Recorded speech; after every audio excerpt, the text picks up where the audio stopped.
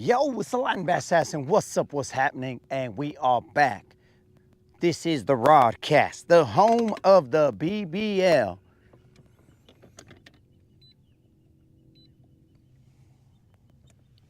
Welcome back, boys and girls. For some of you, it might feel like we never left. And who knows? We may not have left. But we are back. It is time to grind. It is time to get ourselves that BBL plus, that $100 BBL plus. Let's see what's up. Steve, what's happening? Top of the morning to you.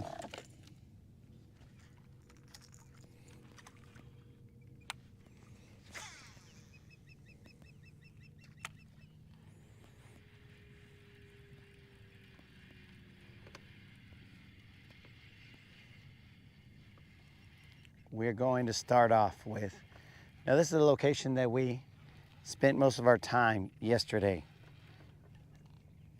We have some faith in this location, so that is why we keep returning to it. We barely found it. Like, not yesterday, but the day before yesterday. Jay, what's up? Jay is up and at 'em.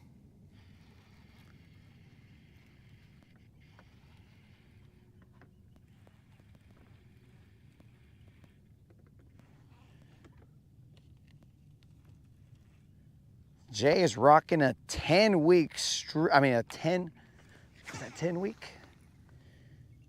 Yes, a 10-week streak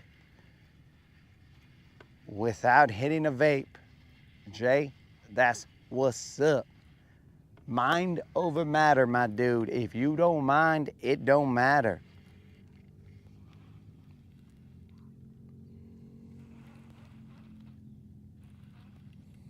That's all we can say, dog. Get it, man. One day at a time, it just gets easier and easier.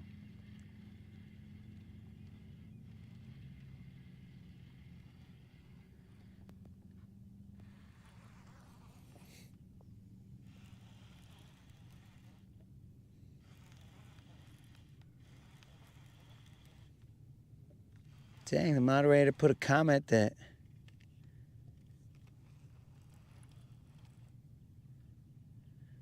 Steve caught some nice ones in the lily pads. That's what's up, dog. Moderator must be still trying to wake up. She put half a comment. Or let's say I put half a comment.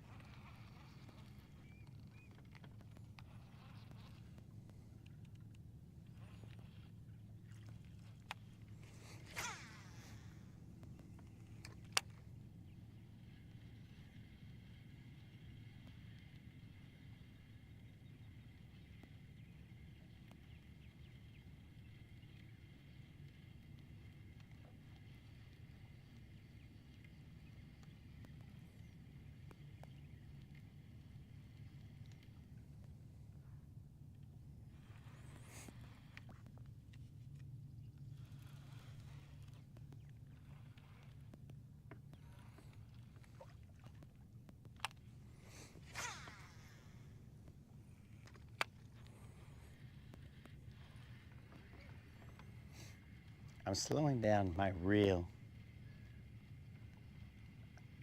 For some reason, when I'm running this crankbait, it usually is ran at about Mach 1, I would say.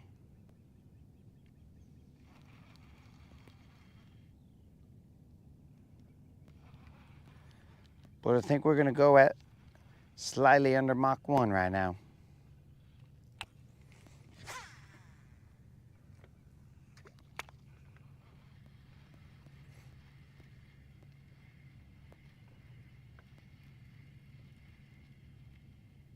Hopefully everybody's having a good Thursday morning.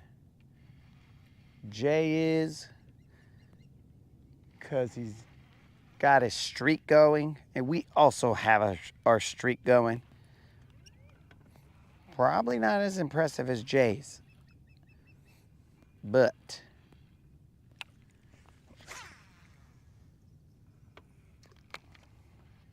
we are still streaking. I believe this to be 30 plus 27 or 28.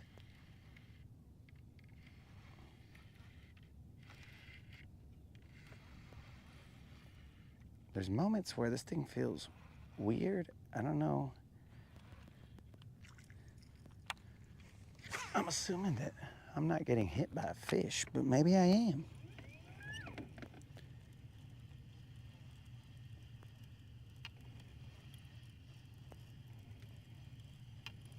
Caught some tilapia? That's what's up, dog. I don't know what the heck that is that I'm feeling right there.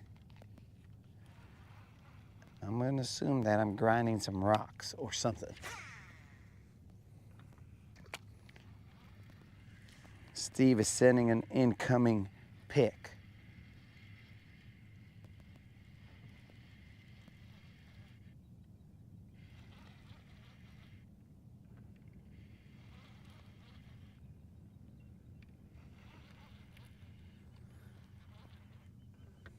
We will switch to a jig as we check out Steve's pick.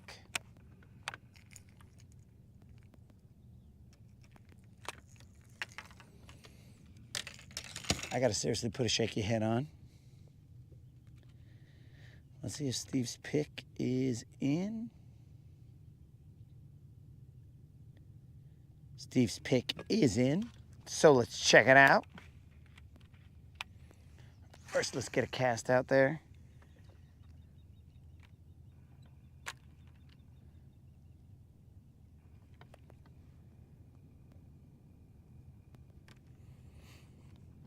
Here we go, guys. Here is Steve's fish from yesterday morning, I believe, is what he said. Washalo.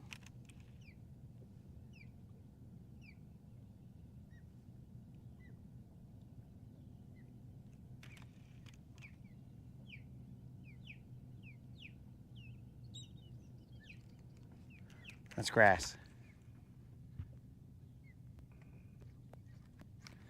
Yo, what's up, Al? What are you doing up this early, Al? There's no reason on God's green earth that you should be up this early, Al.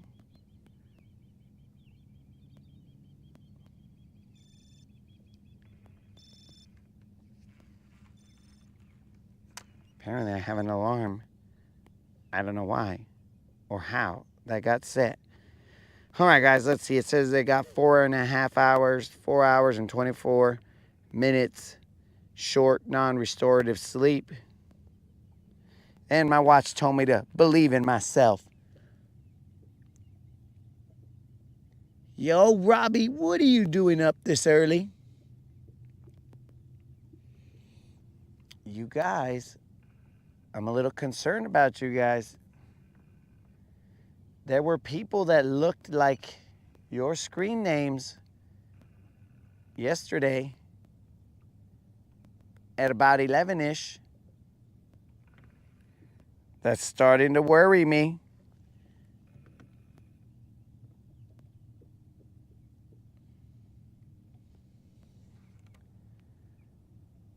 Hopefully you guys were all able to see Steve's fish.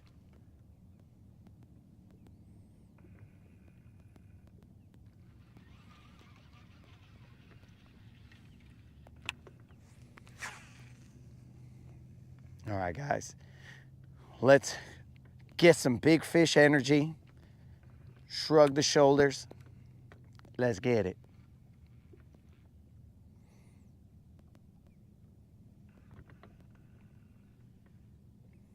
Remember, we do have a non-zero streak to continue.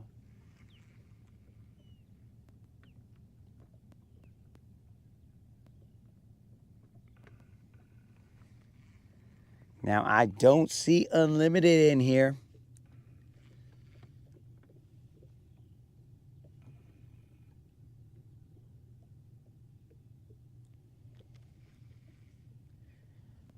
Robbie, you feed houses, bro?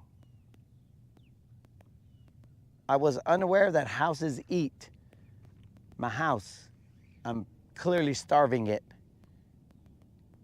I'm sure that you meant horses, dog. But you know, we like to mess around. So, I'm gonna say I'm not a great homeowner because I'm not feeding my house.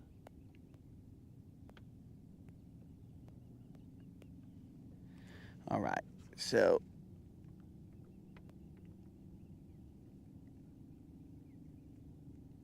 let's take a picture here.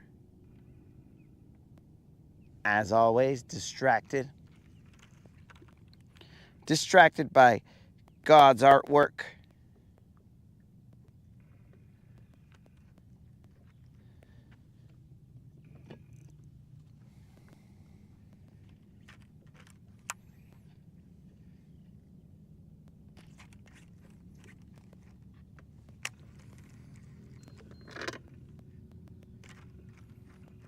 Got hung up.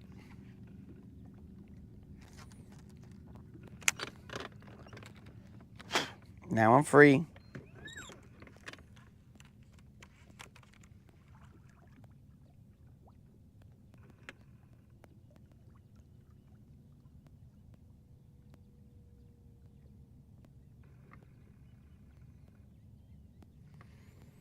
We just need one of these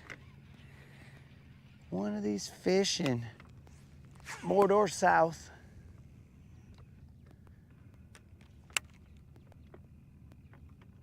To bite. And just one, homies. A specific one. Now, we might be chasing memories here, but these were bad memories. We lost a good fish here, so we're chasing those memories.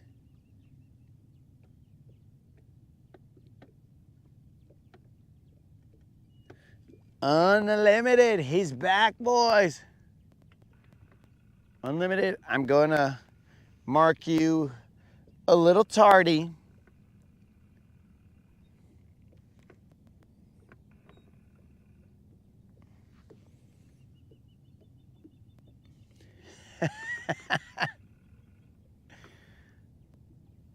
Oh, don't worry, Robbie.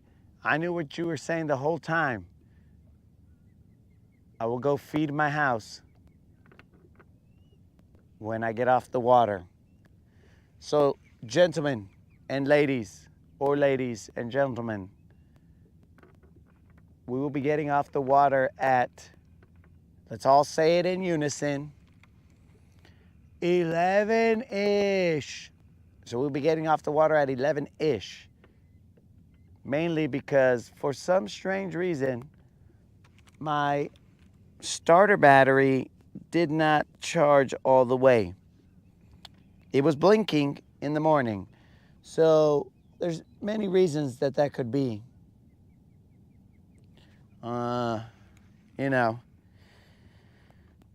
it could be that, you know, we plugged it in and there wasn't enough juice coming out of my outlet at the house. Maybe it's because I'm not feeding my house. So the electricity coming out of the outlets is not as much as we think it is. Or maybe it's because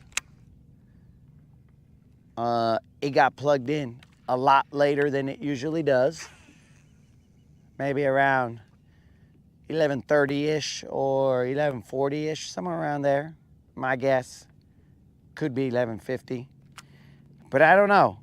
There are many possibilities why my starter battery is still blinking.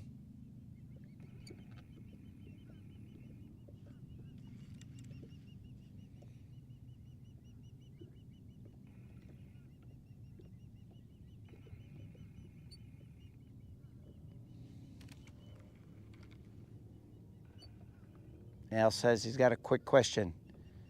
Sometimes quick questions lead to very long answers.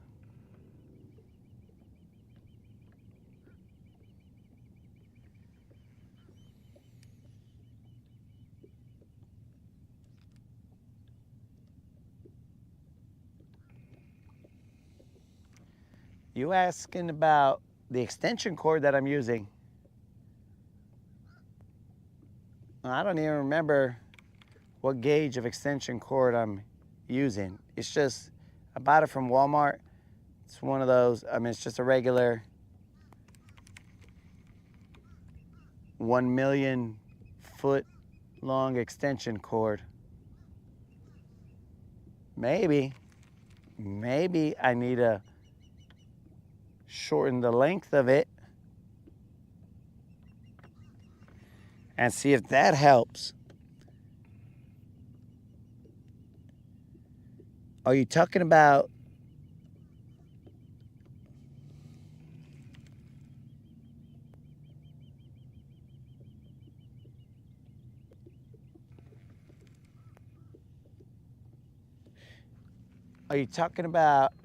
length? Because I think it's maybe a 100-foot cord, maybe.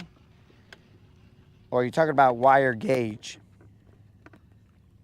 And Mike, we are talking about blinking like it was not done charging. And we are talking in a code because some of us realize why exactly that battery is not charged. And others are wondering, does this guy have another technical issue? But those of us who know, we know, bros. We know exactly why that thing is blinking.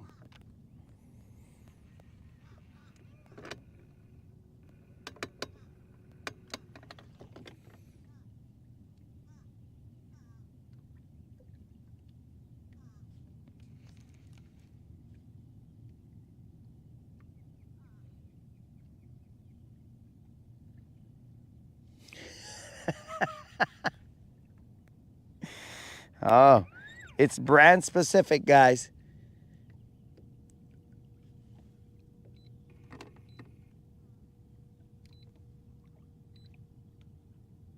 Dang. That's a lot higher up there than I would have expected. Very interesting. So Robbie is saying, trust your housing feed, your housing nutrients to Hillsboro Feed Company.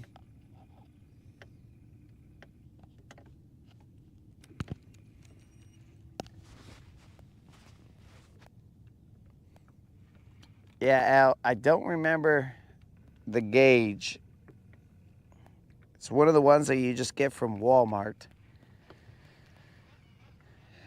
I got like 2 or 3 of them. Why?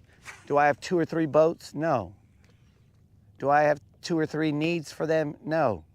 It's just because when I would, every now and then I've gone on a fishing trip and I forgot my extension cord. And I'm like, you gotta be kidding me, dog. So then I gotta go buy another extension cord. It's not because I like to collect extension cords. It's because I'm like, what the heck? I forgot another one and another one.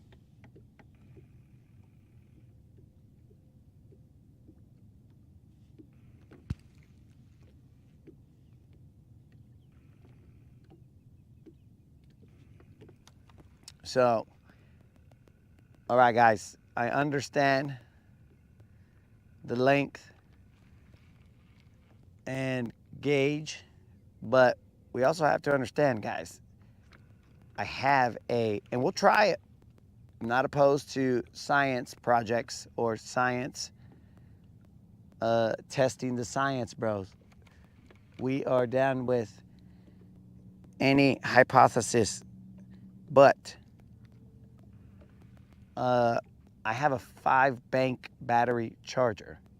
This 5-bank battery charger puts out, I don't remember how many amps per output. So it is less than my other battery charger that came with the boat. But the one that came with the boat is a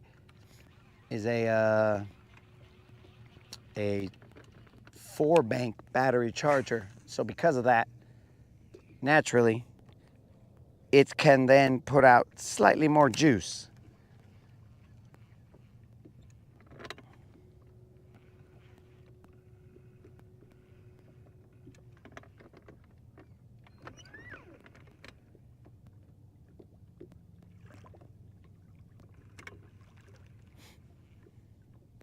Since they're both heavy duties, bro. But I mean, the reason behind the lack of charge more than likely is not because the battery charger has a problem. It's because certain individuals have a problem. We're not gonna say who those individuals are, but certain individuals have a problem. And make it a little difficult for, what am I bringing in? A log, some type of earth. Oh no, it's grass, but a lot of it. So certain individuals, we shall not say who, clearly have a problem.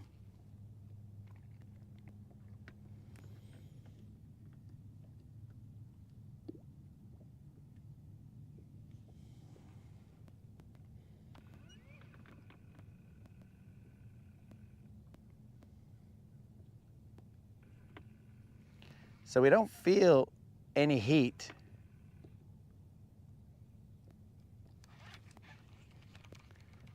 That was weird.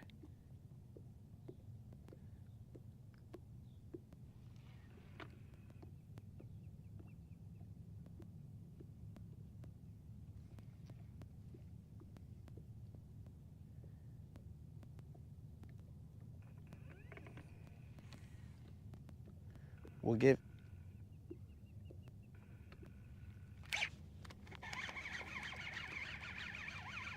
I was about to say we'll give this spot a little longer. I mean, this is just a little baby. But our non-zero streak continues, guys. We are alive. Yeah, we have our fishing streak of consecutive days, and we've got a non-zero streak that has survived the day. It is time to go home and make some memes, boys and girls. It is time to sleep, rest. All right, guys, so I'm just saying that out loud so that the fish will let their guard down. Because they'll be like, oh, he's going to sleep, guys. It's cool. Don't worry about it. We could go about our business. We're safe again. But they don't know that we're only going to get off at around 11.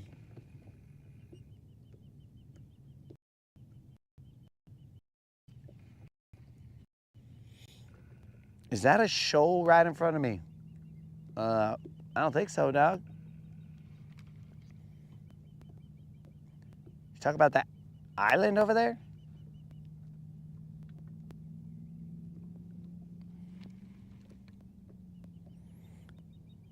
The streak continues. That was a small fish, but the streak continues.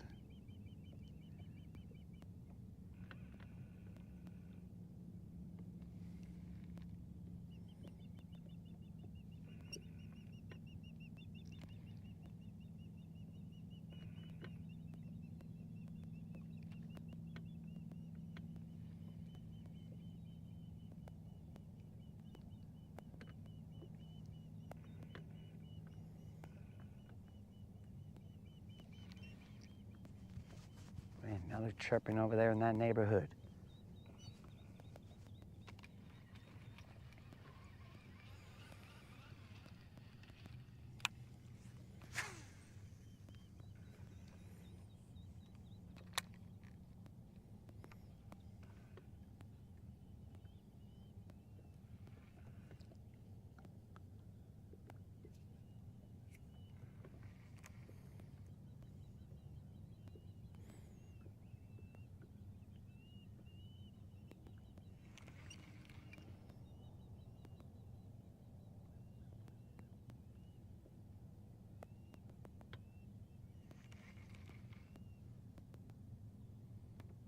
I was about to say we'll run this area for a little bit longer and then we'll cruise.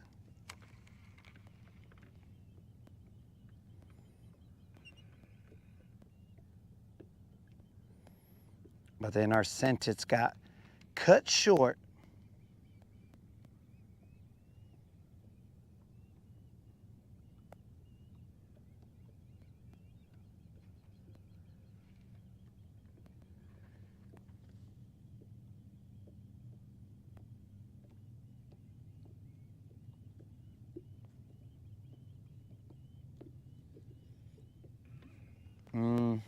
Bro, this is flat all the way out in front of me.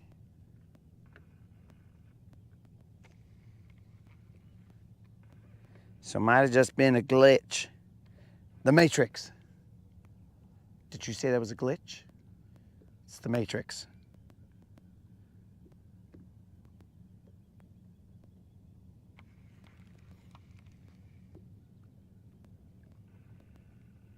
This is deja vu.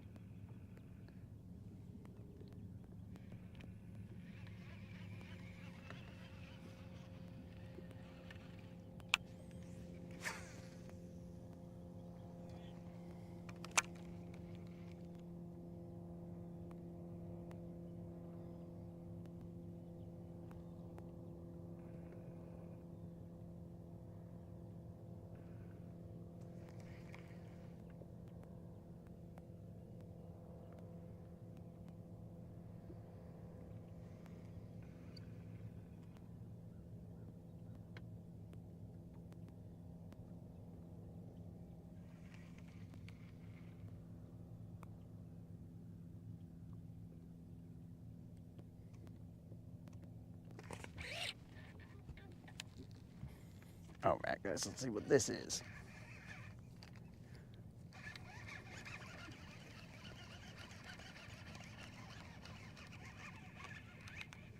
Try to run with me, but he doesn't know I got that 8-3 to 1. It's looking like a Little John. We're running that 8-3 to 1, homies. I had to slow that down. I had to slow that down quite a bit. If you guys saw my slow down reel right there. Okay. It's definitely Little John-ish.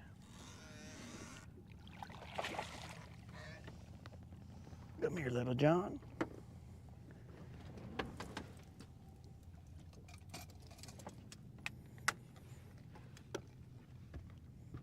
Had to slow it down a bit.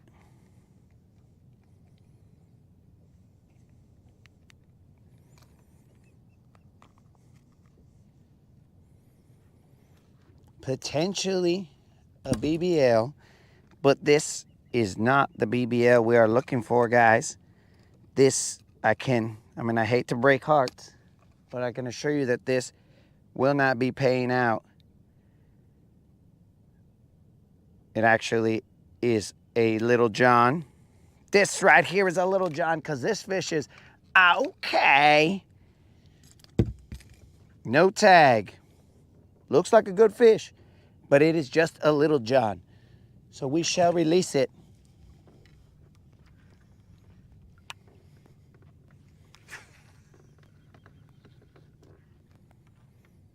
We will release it and continue as we were.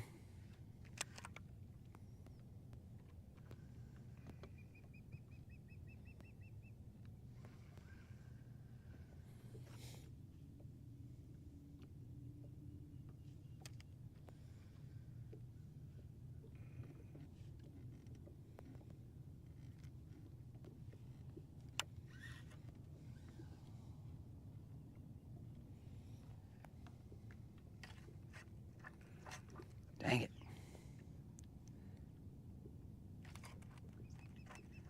We got hung up. We're gonna have to go over there.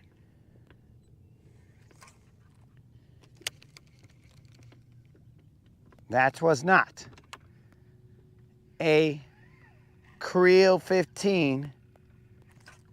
That fish weighed 3 pounds, 11 ounces.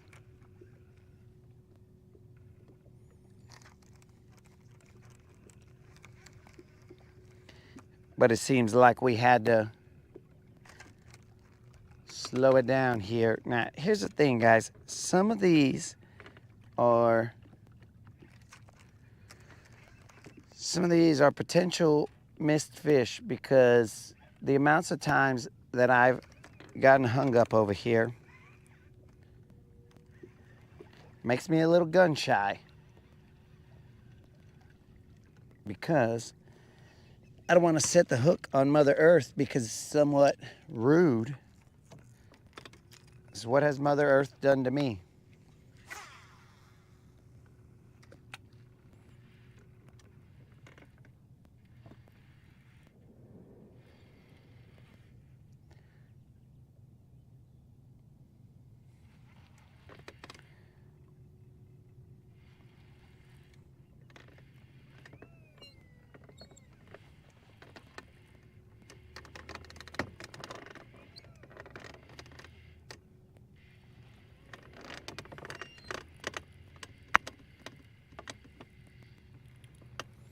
We are trying to position ourselves back where we came from.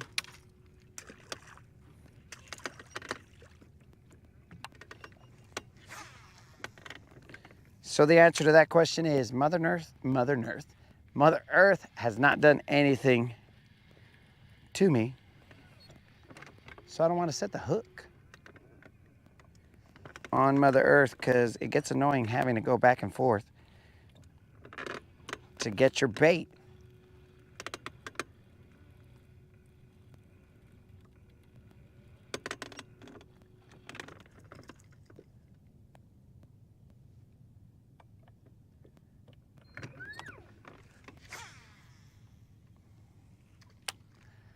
Gets very annoying.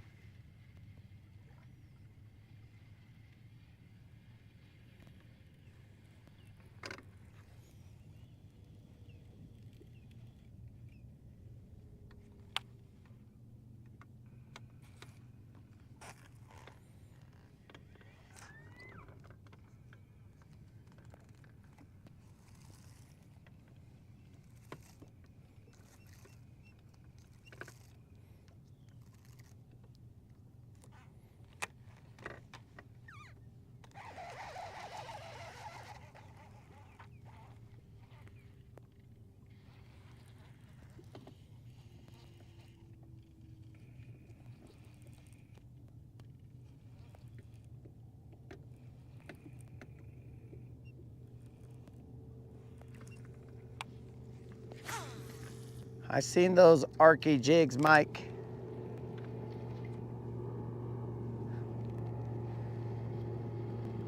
I've never him all jig. Right.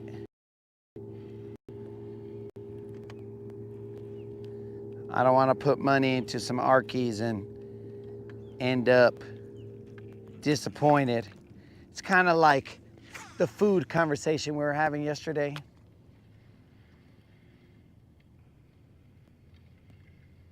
Because then I'm gonna be all like, why do I have these arkies? Oh yeah, they got stuck every time I cast it.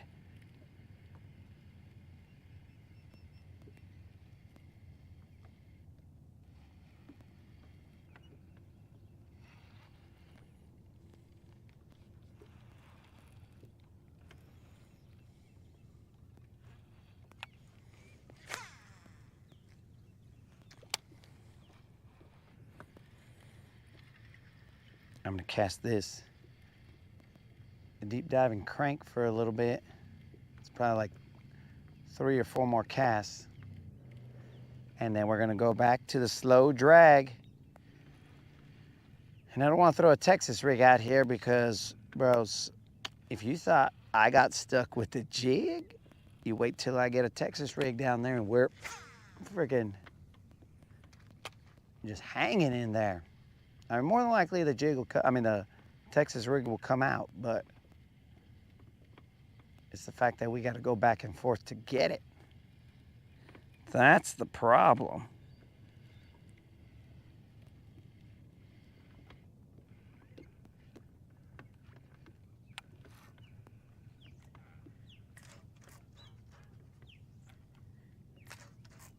Even the deep diving crank is nosing deep in there. All right, we're gonna go back to the jig. We gotta slowly move the jig. I hear you, we're good.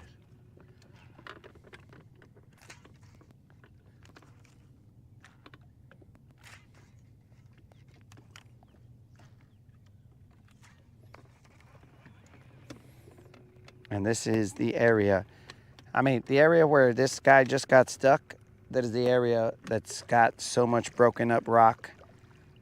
I mean, just what I see on here is scaring me. But not enough to not throw back in there.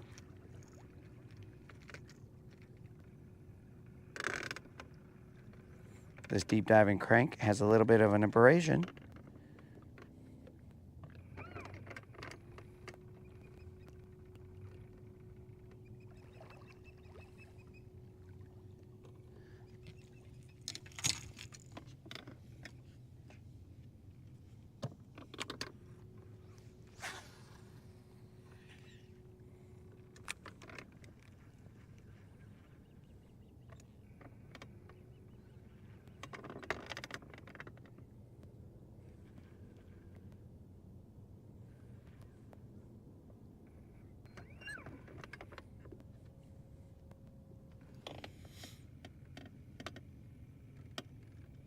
Have I thought of lubricating my trolling motor? Creaks every time you turn it. I'll tell you what that creak is. That is because these bolts right here, they come loose. So right now I haven't tightened them. I'll tighten them up every now and then it makes a little less creaking. But it's because you can physically see the front of the trolling motor move left and right, and that is because I haven't tightened down these bolts.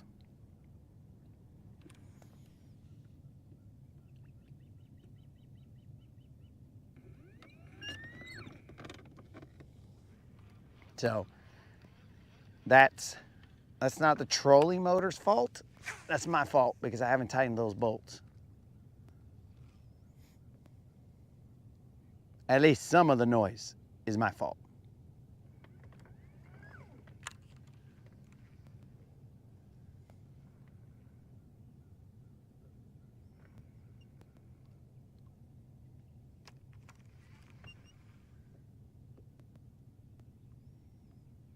I will take the blame for what is mine, and then I will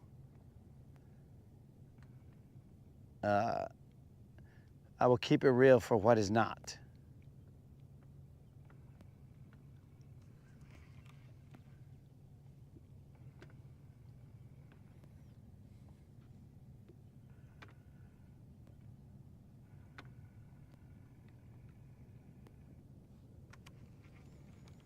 But that kind of noise, I think that's just the noise it makes.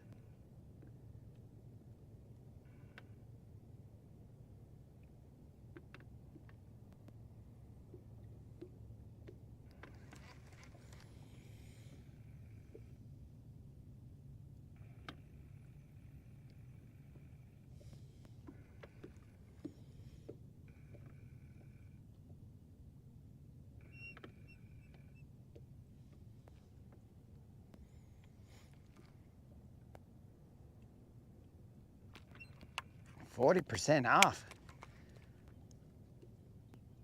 I gotta order that.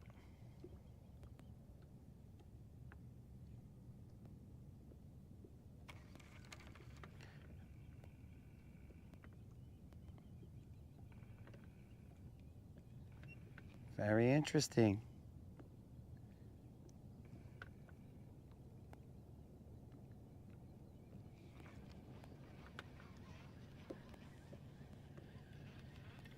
Let me look this up as I'm jig fishing.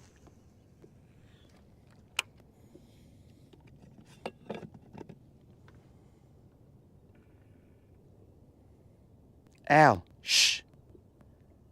Quit saying stuff.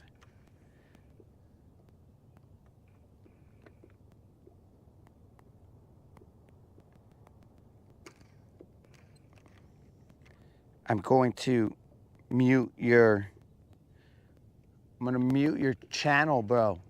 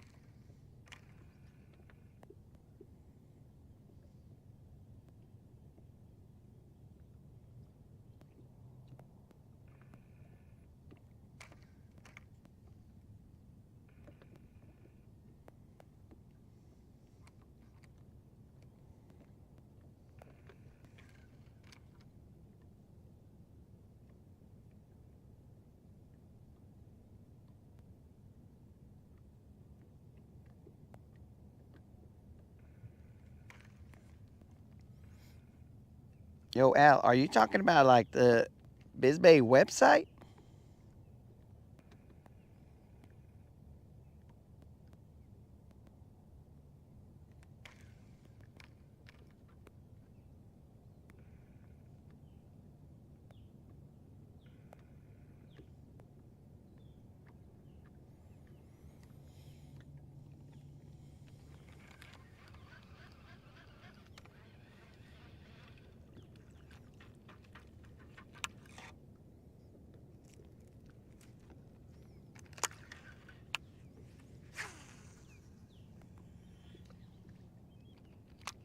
And whisper it to me, Al, so nobody else hears it.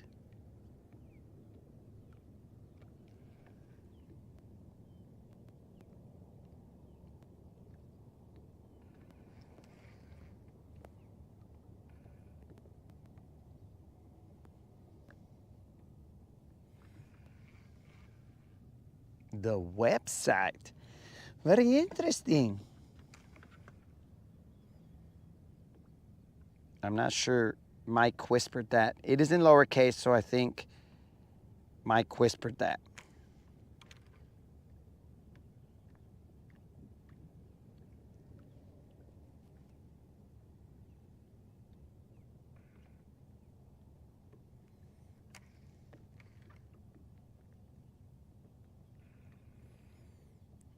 The moderator's gonna kick your butts, guys. Because she's gonna be all like, oh, I see you were shopping while you were fishing. Aren't you supposed to be fishing? He's like, yeah, I'm supposed to be fishing.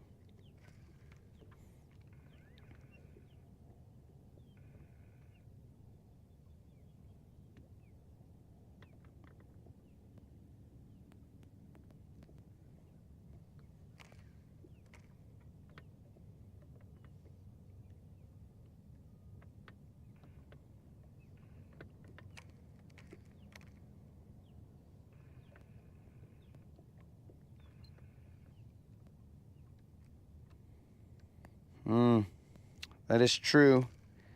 They're 40% off, but the colors that are left are not colors that I would throw. Moderator, you got lucky.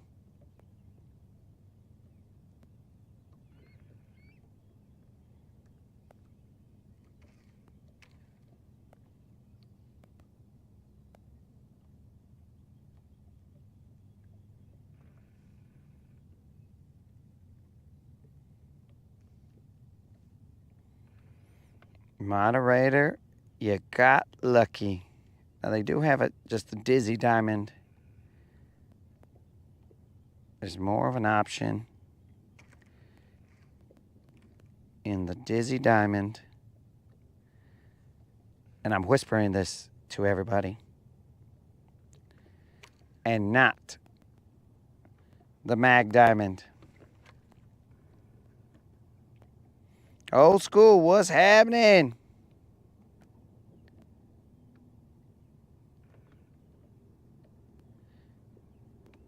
Oh, then the moderator already checked for me.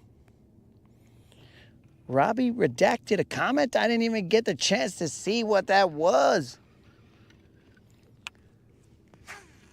It was probably, go home and feed your house, dummy.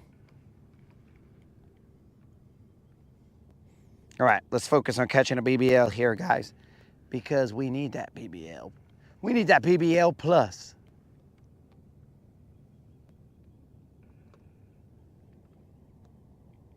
Well, good morning, old school.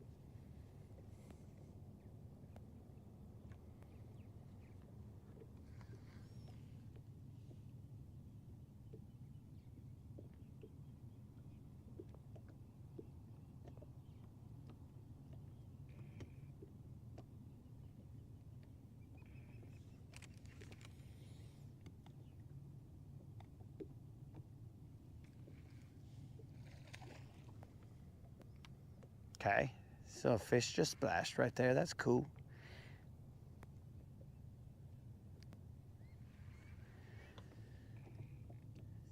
You didn't spend the moderator's money on tackle. Maybe I'm the one who got lucky. Dude, potentially, yesterday I slept outside on silver, and maybe that's why I'm out here already. Nobody knows.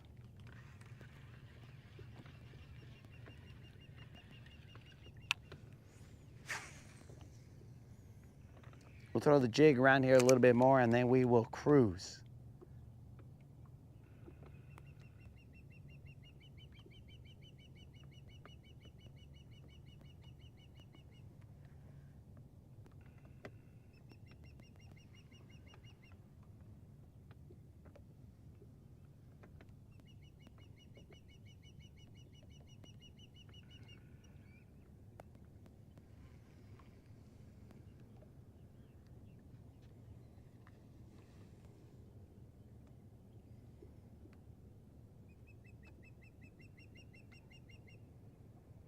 We're getting familiar with every single rock.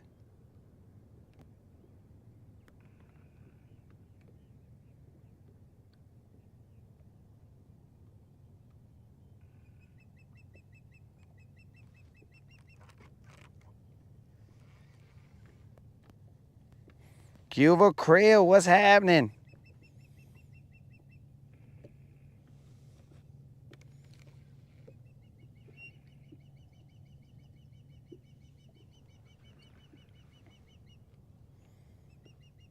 Creel, are we up early or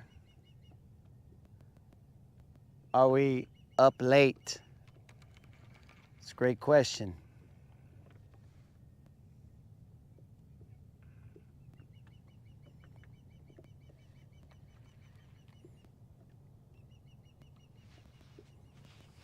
I was talking about he's going to Charlotte.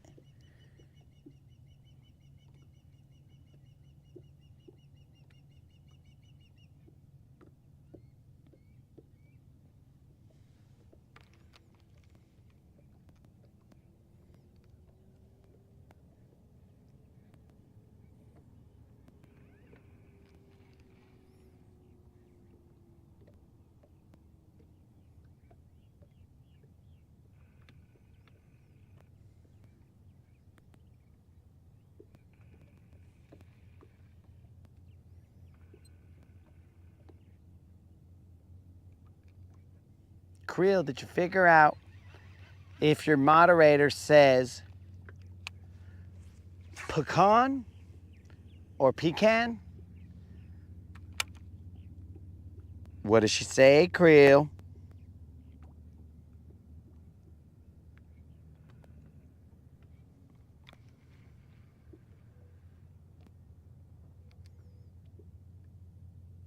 Or does she say, I don't want to answer your dumb question, which might be an answer?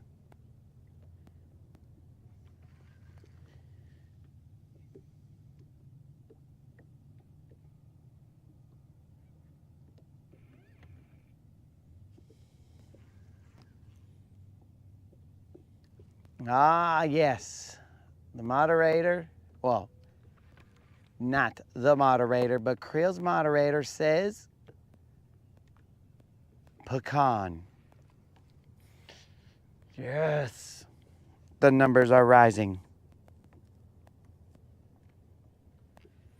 in favor of pecan.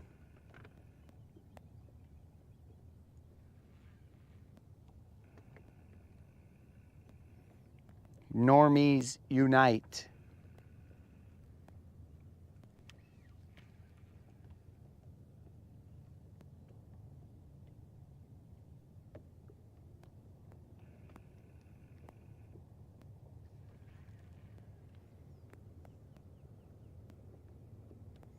After my next jig cast, we are cruising.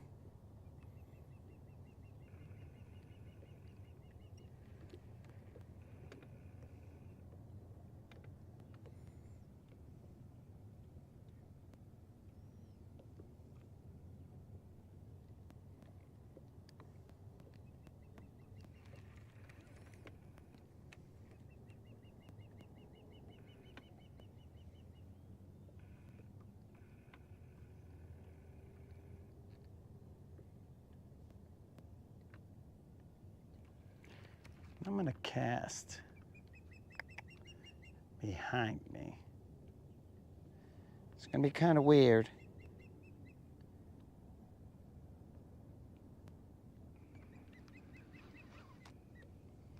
I'm gonna cast behind me. I'm gonna have to work uphill, but we'll cast behind us.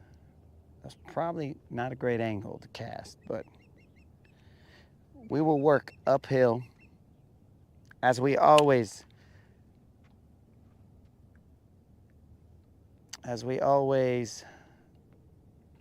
never shy away from an uphill battle.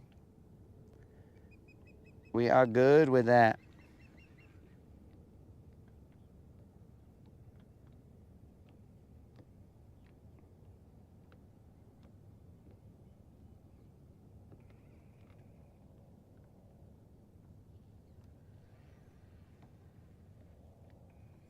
Can someone say always and never in the same sentence? As we always never. English, bros. I think we push the boundaries of English on this channel for sure. We always never shy away. That's like an oxymoron. And if Creel's about to text something, he's going to text something, but he's going to say something like, that's like an actual moron. Some along those lines.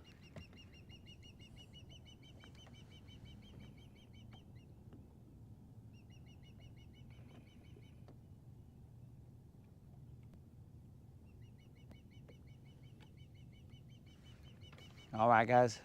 Remember about that BBL plus. If we catch that 5-pounder today, we're giving out a hundo.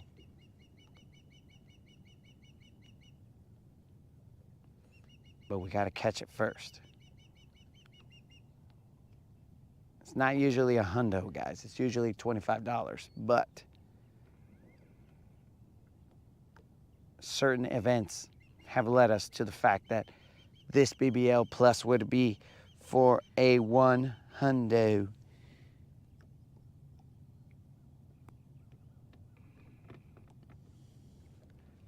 redundant.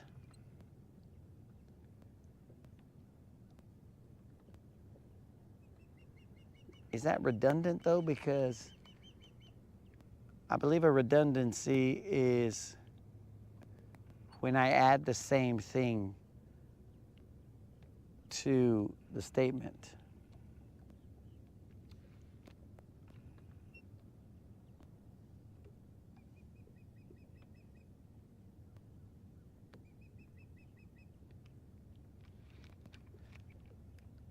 Did I get stuck right here? Oh, that must have been grass. I went through some grass. All right, guys, what I'm gonna do is I'm gonna cruise the top of this. And we're gonna do some side imaging on the top and see what we see.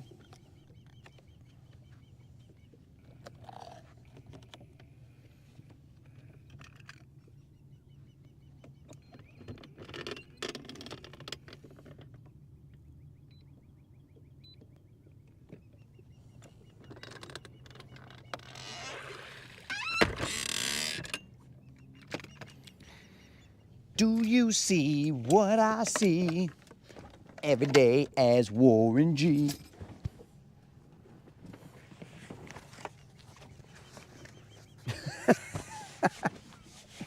Mike said he failed English.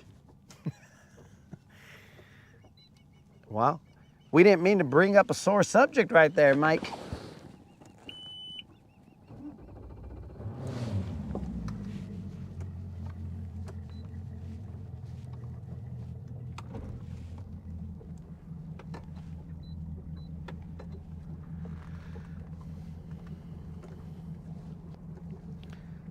I will describe everything that I see, guys. Fish, fish, fish, fish, fish, fish. Rock, fish, rock. Fish, rock, fish, rock.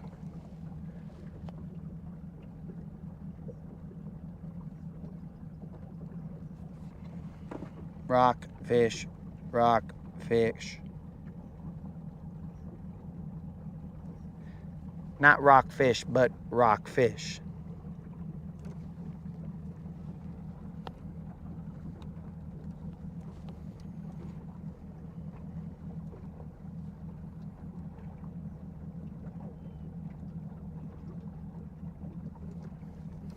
Mike failed the second grade.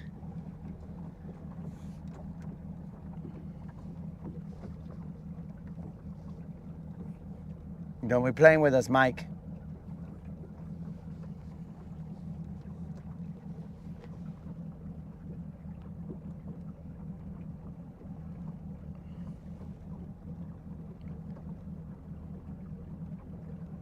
Now, what if, Mike, what if you didn't fail the second grade and the second grade failed you? Huh? What about that, dog?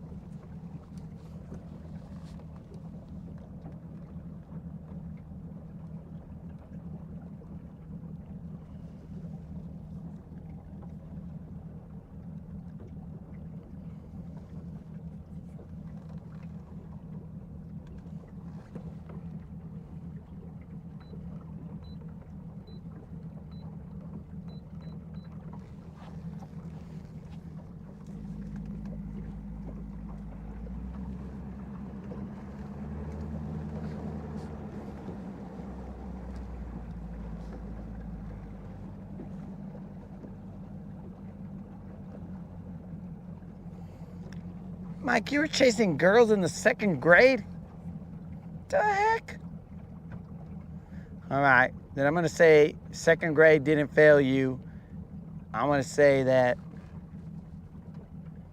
you failed second grade. Chasing chicks in second grade?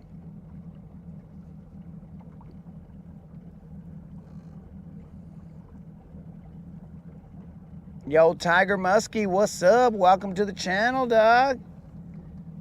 I appreciate that. We just come out here and fish around and find out, my dude. Yo, what's up, Kendall? Yo, Tiger Muskie. That looks like Tiger Muskie from New Mexico. Que pues? Welcome, dog.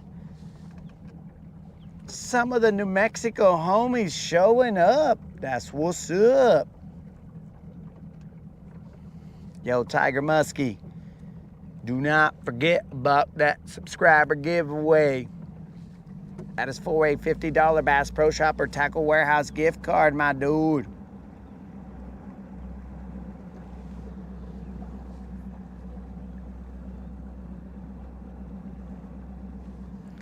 But welcome to the great state of Alabama. Also, Tiger Muskie, I don't know if you've heard, but if we catch a 5-pounder, we will be handing out in a random drawing a $100 Bass Pro Shop or Tackle Warehouse gift card.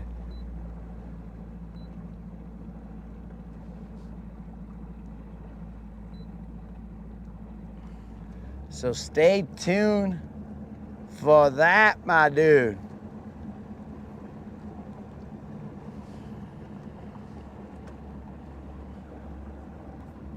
And spread the word if you could, bro. Let the people in New Mexico know that one of the homies is out here in Alabama fishing around and finding out.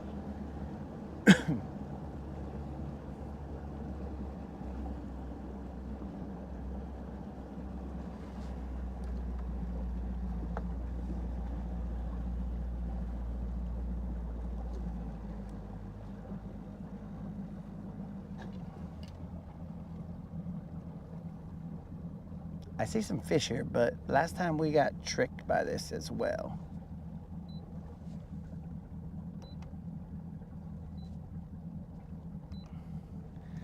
We got tricked not yesterday, but the day before that. Thank you very much, Tiger Muskie. We're gonna try it, guys, but I don't know if I trust these.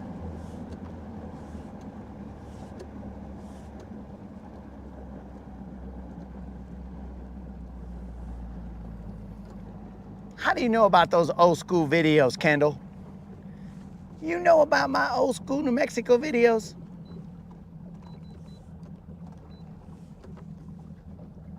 Yo, Tiger Muskie, where do you fish usually? If you're looking for muskies, I'm assuming that you're fishing a little more up north.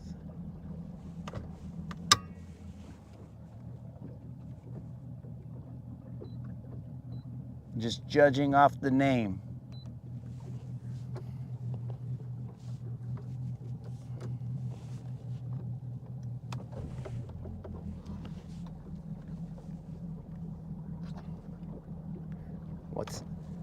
Is Mike talking about, what's he talking about? Catfish, guys.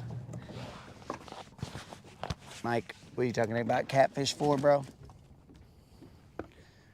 All right, vatos, let's see what's up. I marked some fish over here, but again, we got tricked last time. I think we only caught a drum.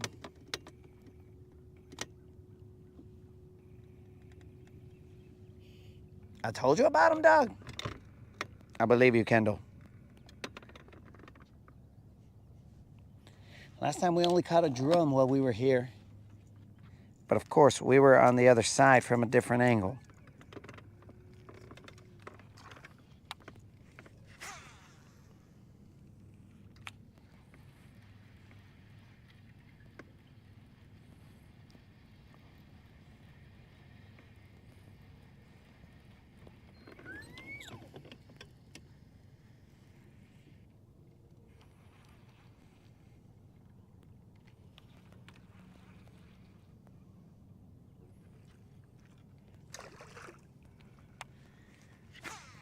We're fishing from a different angle last time.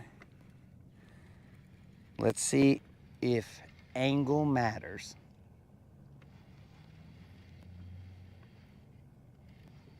we were gonna bounce, but we ended up doing some side imaging right here, and potentially there's some Tic Tacs here that we can maybe.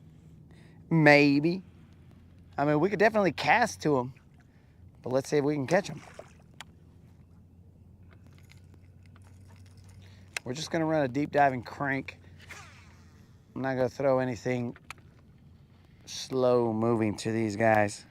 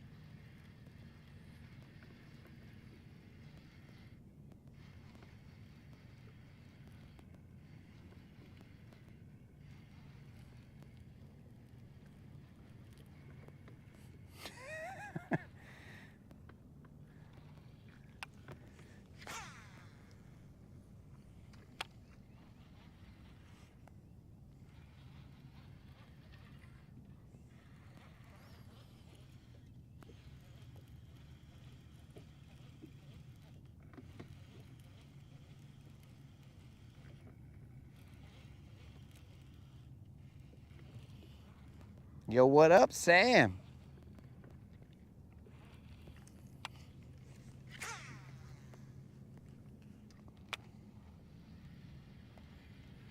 Good morning to you.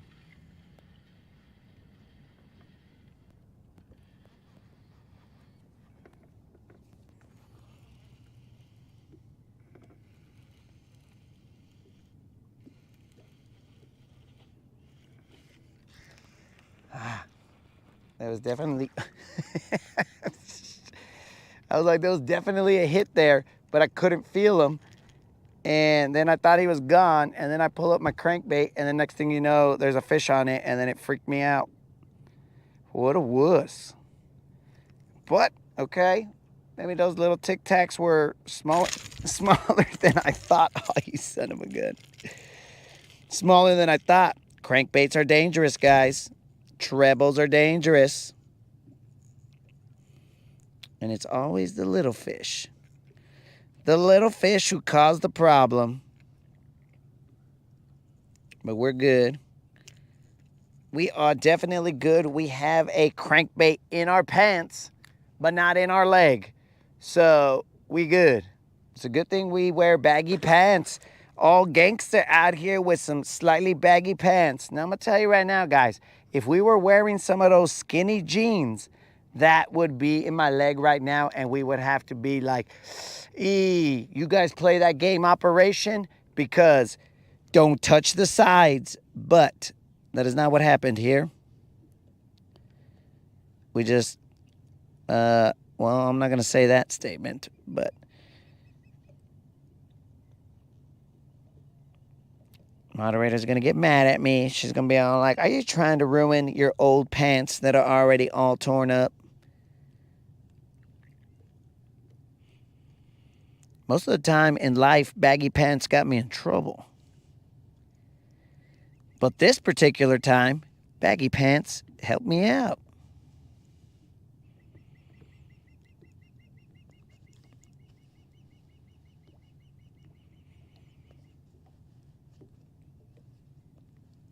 Should have just grabbed that little fish like a man instead of like a wussy, huh?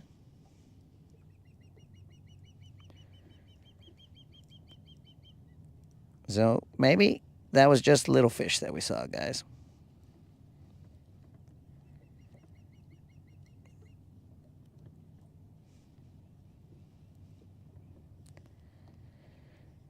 We're almost out.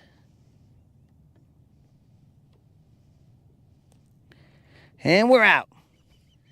So thank the good Lord, we did not take a treble to the leg. If that had happened, well, that would have been a first. And you guys would have seen that I would be in trouble.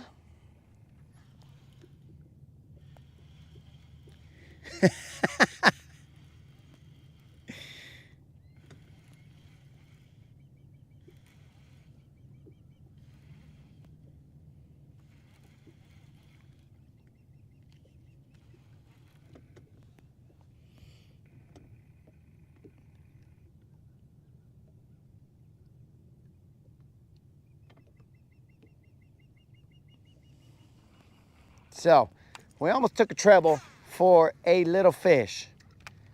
We should probably move because that little fish probably has a whole bunch of homies that are all little. And they're all gonna try and impale me. So, probably best to move.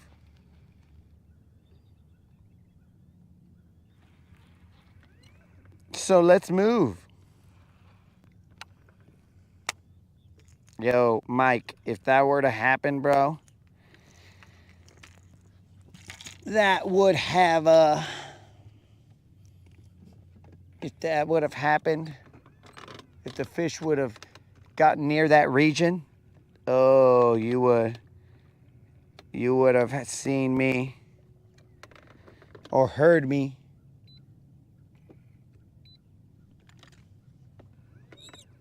You would have heard me shrill or something, dude. But let's move. We'll move a little bit. We've seen the warning. We took a warning. And now we're gonna get out the way because we do not want to get stabbed. All right, there goes a boat.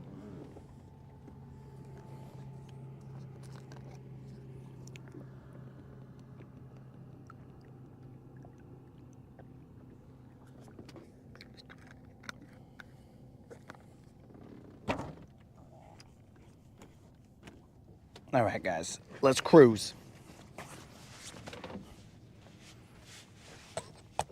We will be getting off at about 11-ish.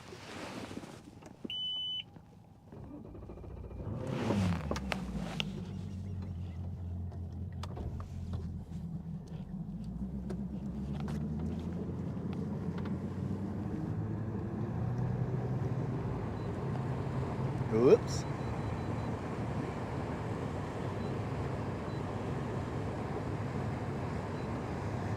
Let's roll.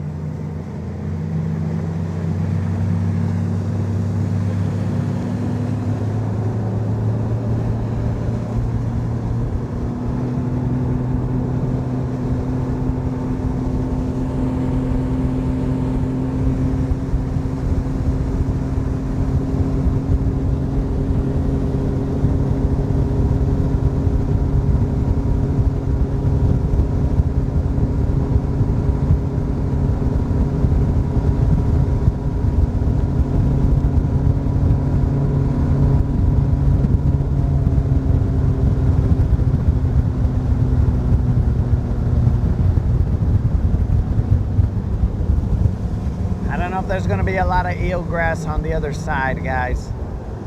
So let's take a look at something real quick.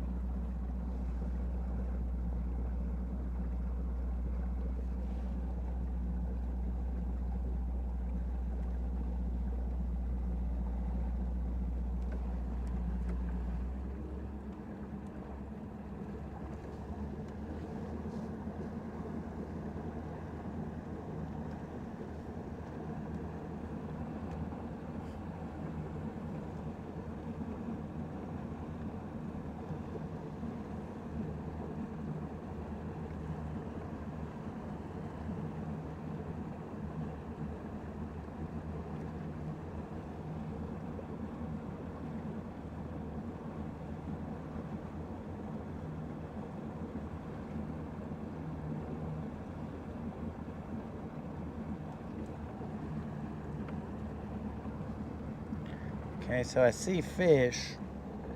We're in 15 feet of water.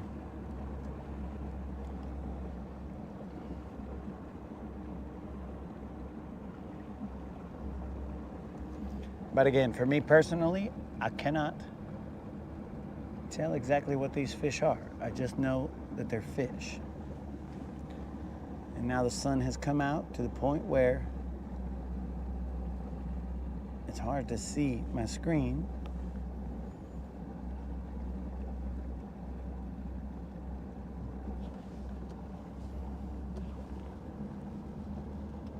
I think that's grass.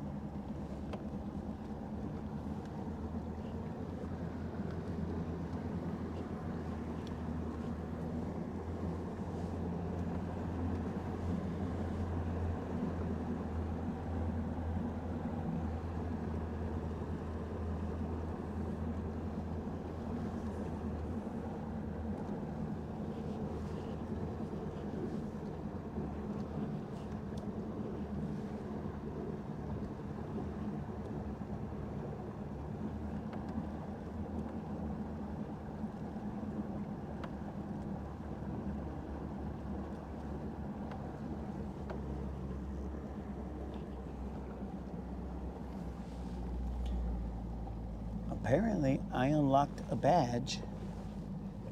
I'm a J. Cole. You are officially a top listener of J. Cole.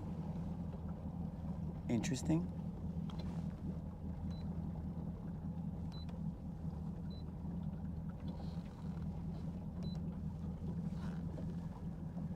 Just FYI, that should tell you guys some of my music taste. Creel's gonna probably say it's garbage, but anyways.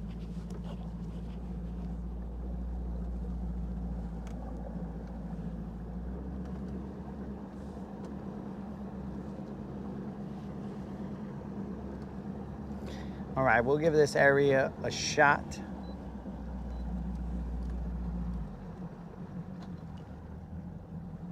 Since we are already here, might as well.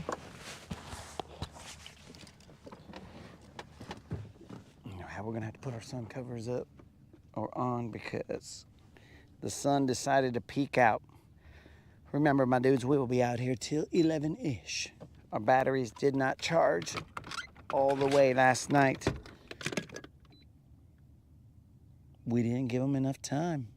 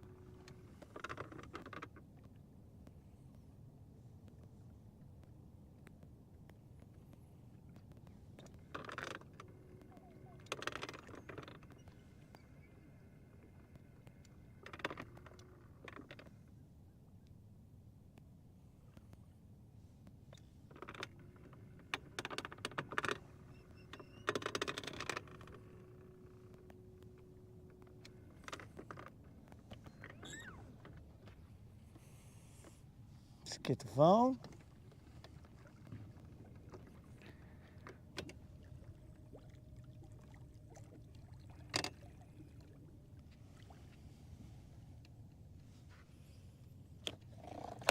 Let me put these two rods on the same side.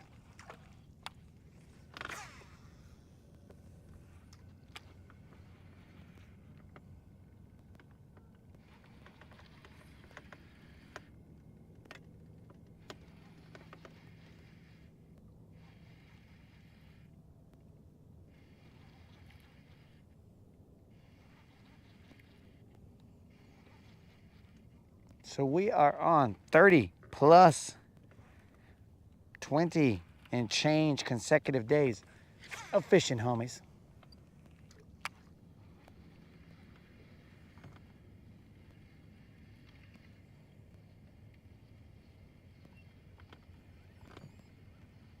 And we will continue to do so until reality hits us. And one day, the streak is broken. When that is, nobody knows. But we will continue to live the life until the streak is broken.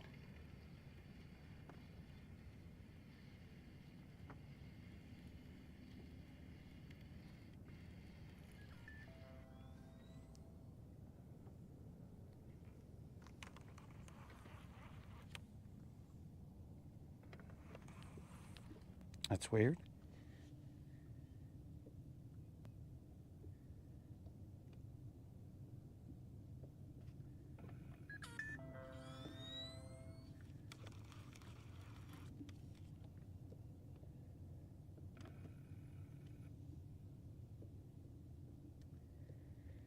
For some reason, my watch is not.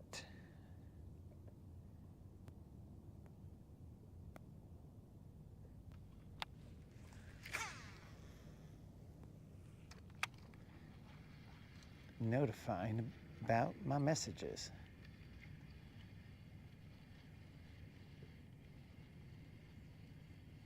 Dang, bro, did you guys see how close that bird got to me? I could have reached out and grabbed that bird. I'm telling you guys, the amount of time I've been out here, I'm becoming one with nature. Nature just sees me as part of its own, and it's like, what's up, dog? Welcome back. Good to see you back out on the water. If you guys did not see that bird, maybe the GoPro's not going to do it justice, but that bird just cruised right by me. It was like butterflies that land on me. That bird cruised and he was just like, what's up, dog?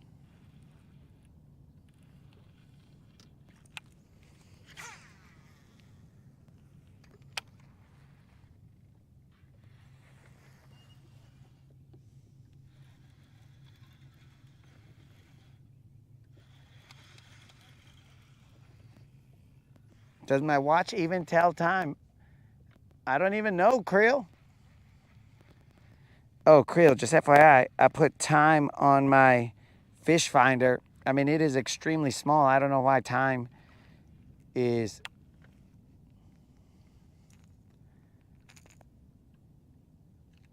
What in the unholy... All right, dudes. I'm not exactly sure what this is, but I'm going to tell you. I felt something weird down there, and then this. What is this? I'm not going to touch it. It's looks like it's some gooey stuff. I don't know what that is. You guys can speculate as to what it is, but that was weird. Let me try and whip that off.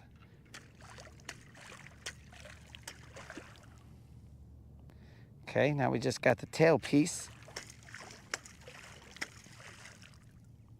And now it's gone.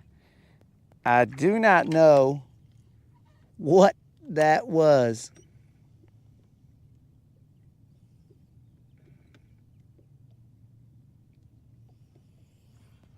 That was weird. Very weird. What's happening, Travis?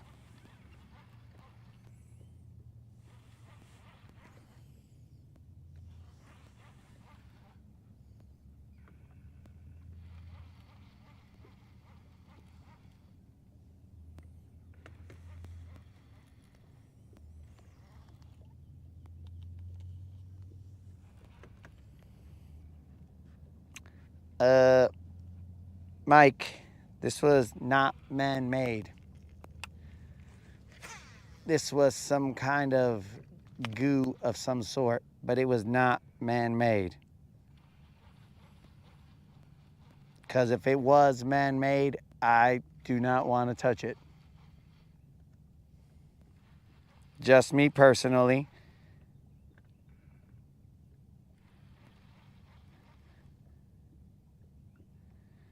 I guess potentially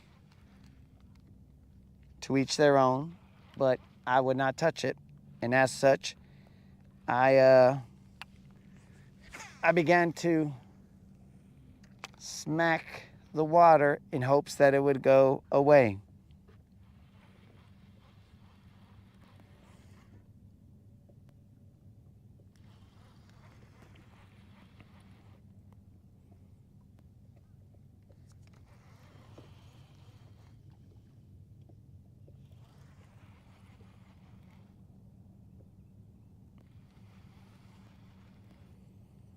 Oh, this was more of a goo. I mean, it was almost like snot. But I will tell you right now that I was not gonna touch it. I'm not looking to show up on the news. Local fisherman becomes hideous being that can no longer walk among us.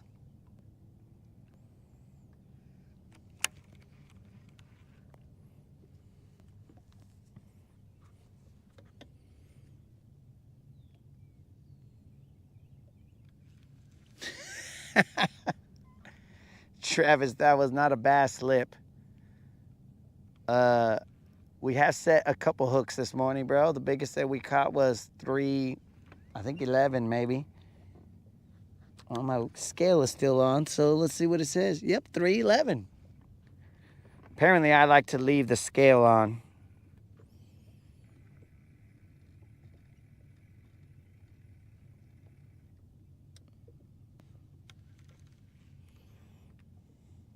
Now, I'm gonna assume that Dead Rabbit jumped in the comments before the moderator, and she was laughing at Travis's comment and not Dead Rabbit's comment. You know, that's the danger of putting comments. Timing.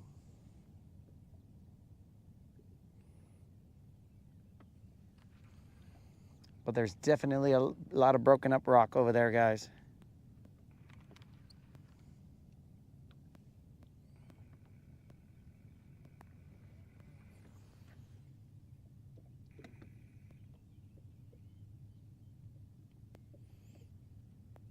Yo, 22, what's up, dog? Did you enjoy your sleep?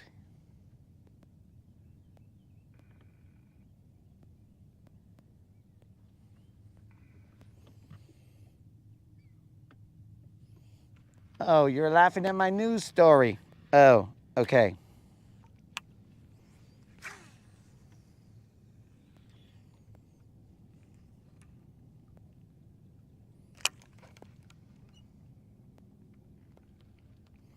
Just making sure, moderator, giving you a chance to defend yourself, because the internet will be all like, look, she laughed at this tragedy.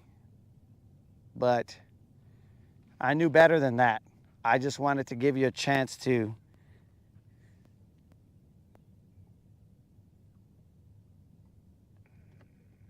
defend your honor, as I would have if you didn't.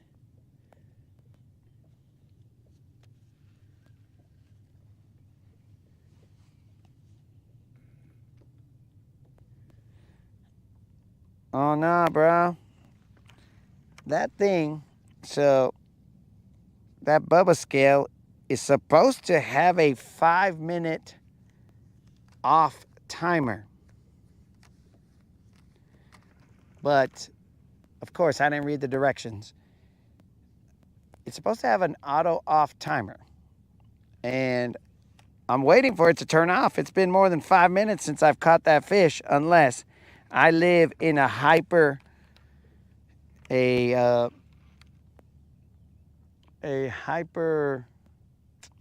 what's the phrase I want to say?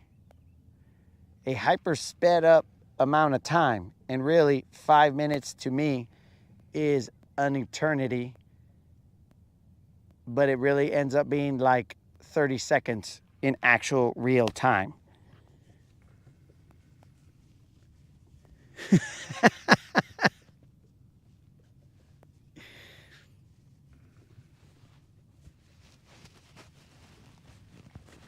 Ah.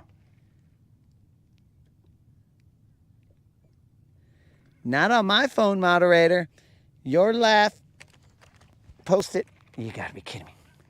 Your laugh posted. Oh, okay. So I missed the bite, guys. Your laugh posted after his comment. So, you know, anyways.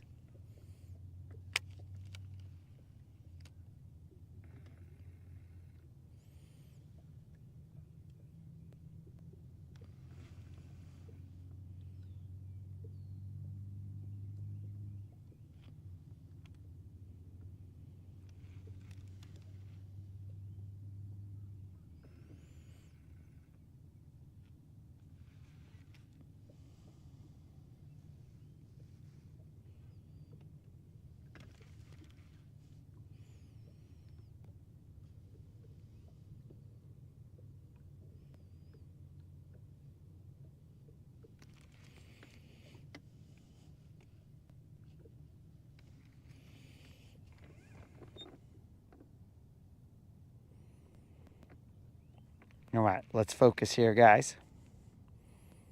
We are trying to hand out that hundo. What the All right, guys, we are definitely hung up in something. There is a fish on the line, or there was, but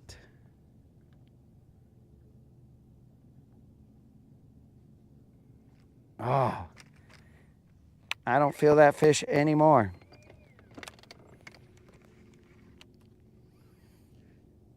What in all the possibilities was that? There was something pulling on the line, and then I got hung up.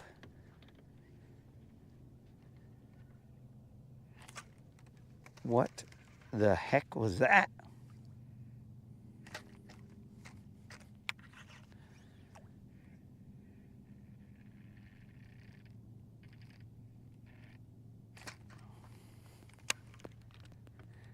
Did you guys see that?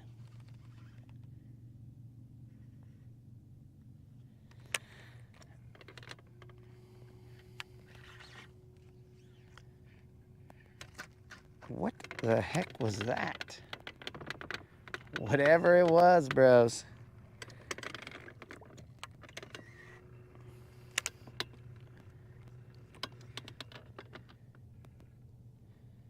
It pulled and then got me stuck.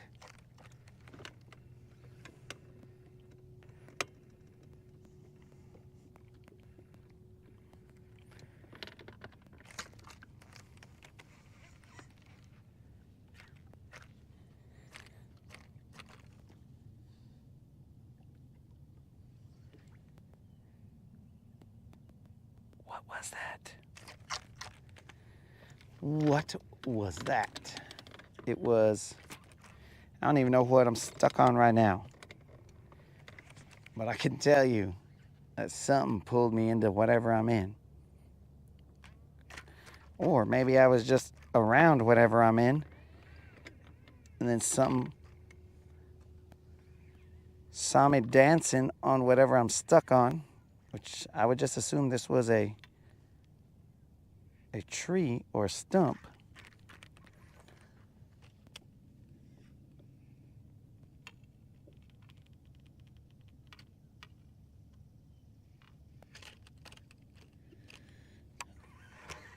Yo, what's happening, Colin? What in the heck? All right, guys, we're probably gonna have to.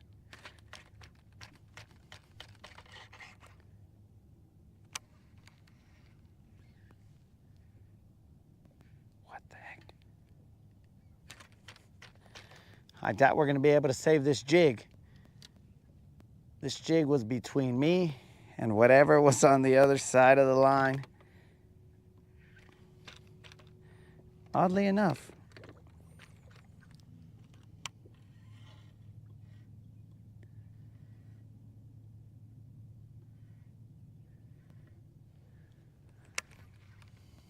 Did I just get dunked on? This fish posterized me.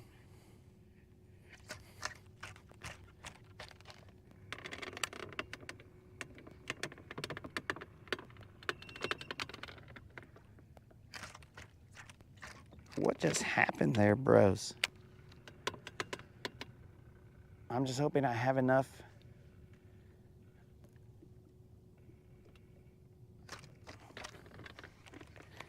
Let's see the depth here.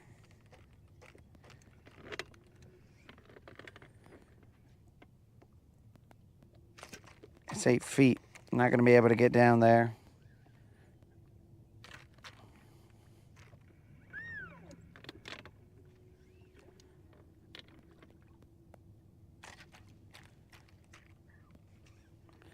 We're going to have to say goodbye to this jig. What is it stuck in?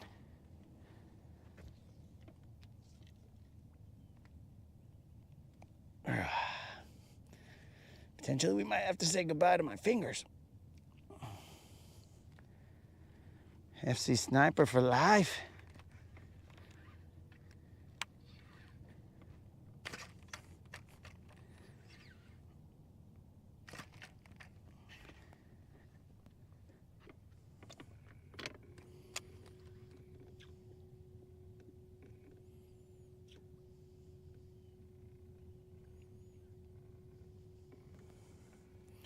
Oh yeah, Krill, I'm not throwing that crankbait right now.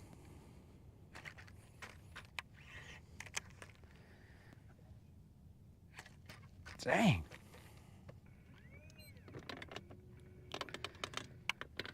This is one of the drawbacks. Might be the only drawback of FC Sniper, bro. Is that either the earth is going to give or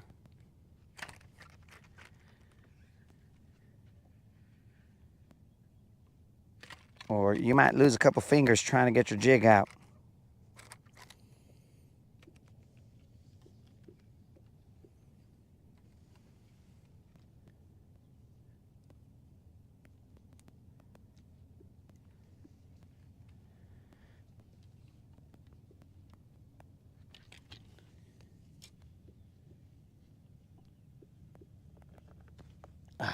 Okay, that's interesting.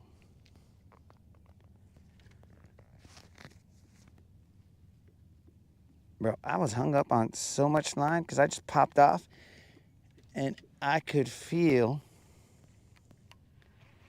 my line going through all kinds of line right there. It was like, Okay, so we still got leader. That's good.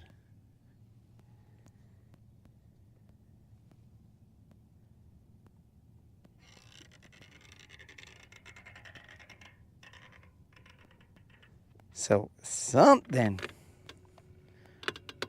smacked me and took off and then clearly broke off.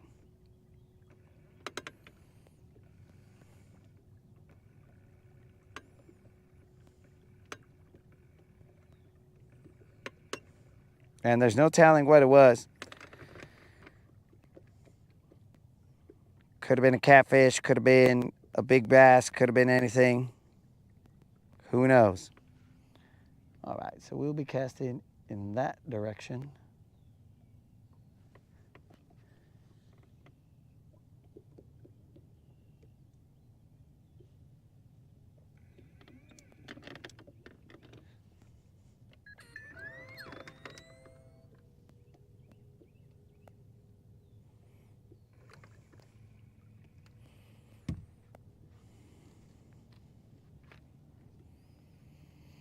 We're gonna have to retie a jig on, bros.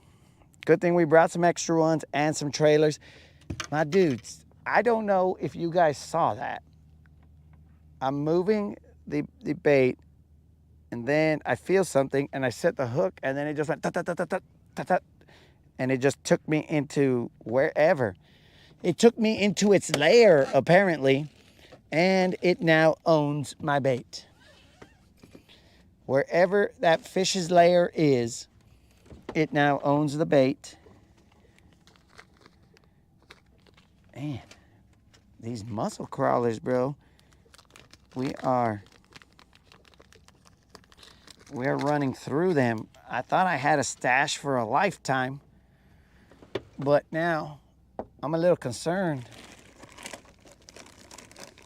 But guys, I did find, so the moderator had let's say the moderator had put my baits where they belonged. So because of that, because of that,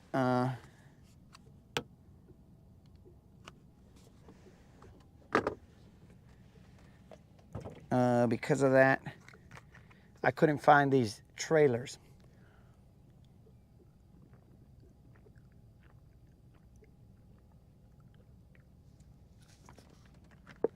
But I found them now. So let's set all this up. While I'm setting this up, that'll give us time to read some of these comments. I don't know what happened, bros. I don't know what happened. It's very sad, no matter what happened.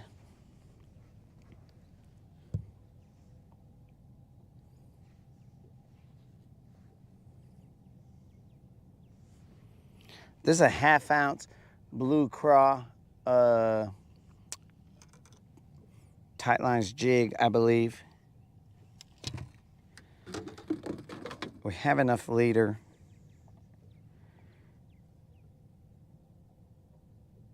To do our thing. Man, that was weird. So, I mean, nobody said that they saw the bite or the pull or anything, so I might have just been hallucinating. Now, Travis did say 3-pounder, but I will respectfully disagree with him today.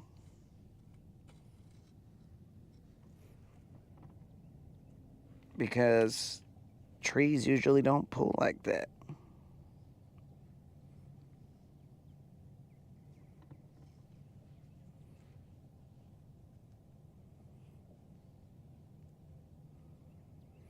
We were spot locked, chilling in the same spot. Next thing you know, boom.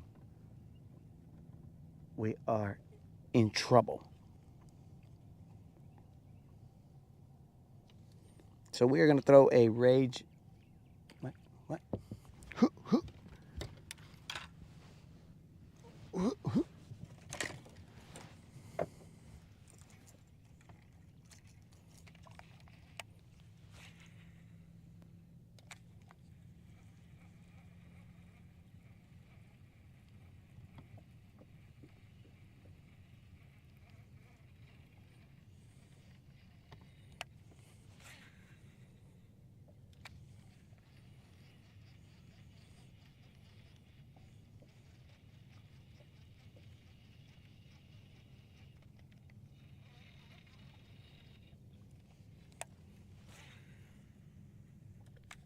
We saw some splashing near us, so we just started throwing out there.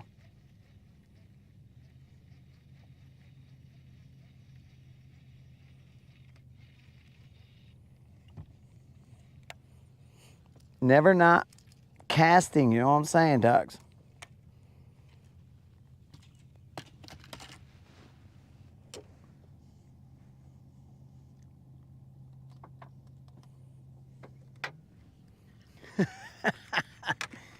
He's falling and he can't get up.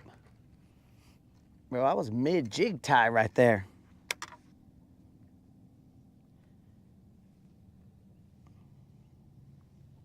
Oh, Mike did see it. Okay. All right, so let's read some of these comments here.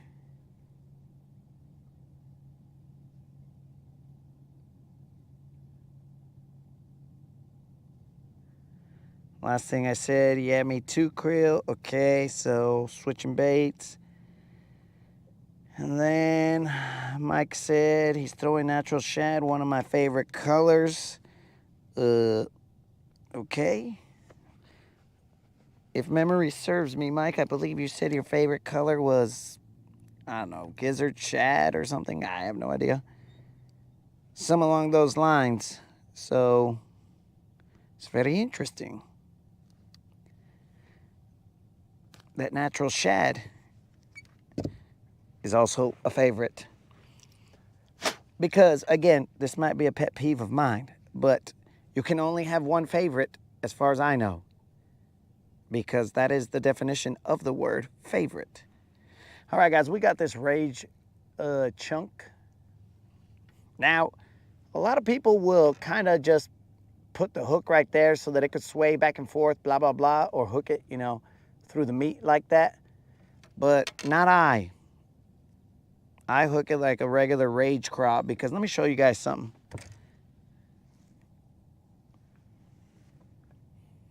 And it might have been a BBL, bro. Always be casting. All right, so I was correct about the gizzard. So, yeah, it's a little confusing how both can be favorites, dog. So here's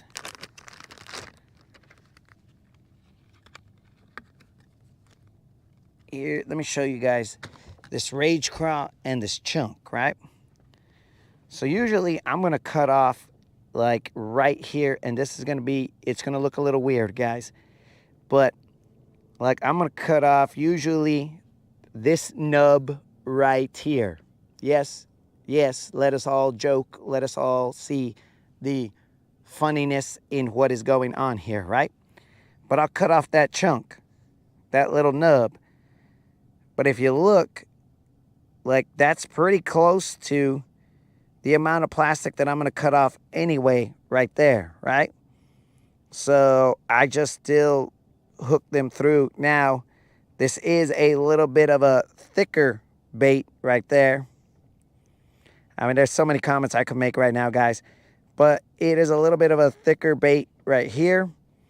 And I will cut it off right there. So there's a little bit less that I use, but I just figured out I'll buy these chunks just so that I can use that.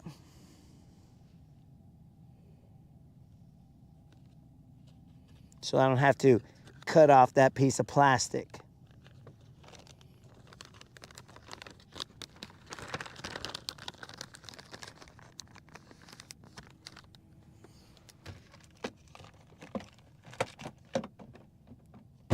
Because I'm gonna just hook this straight through like I usually do all the other, or that rage craw.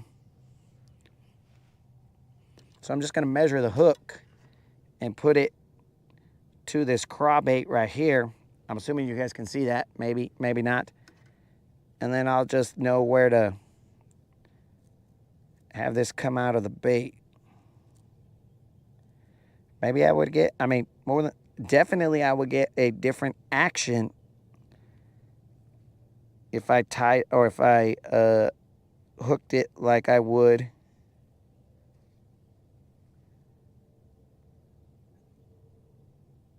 or like you would as a chunk. So there you go, guys. Still hooked straight through rather than just right there moving left and right and whatnot. So now I'm gonna cut some of this.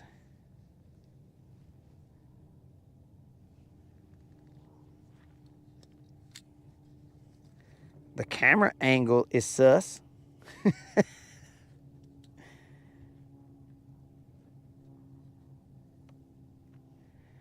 So you see the skirt, it's like way too long right now.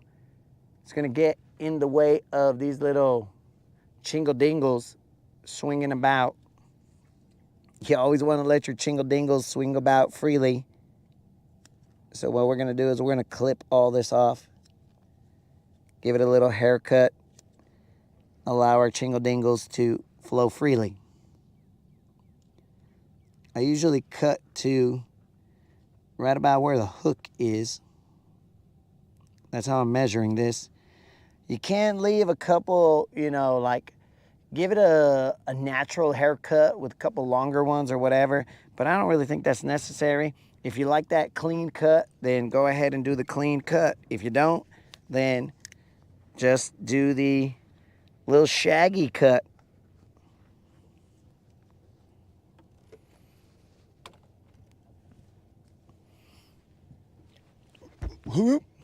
So, yeah, dudes. That's how we're going to get down. We will put a little bit of thump gel on this. I don't think that was the problem, but it can't hurt.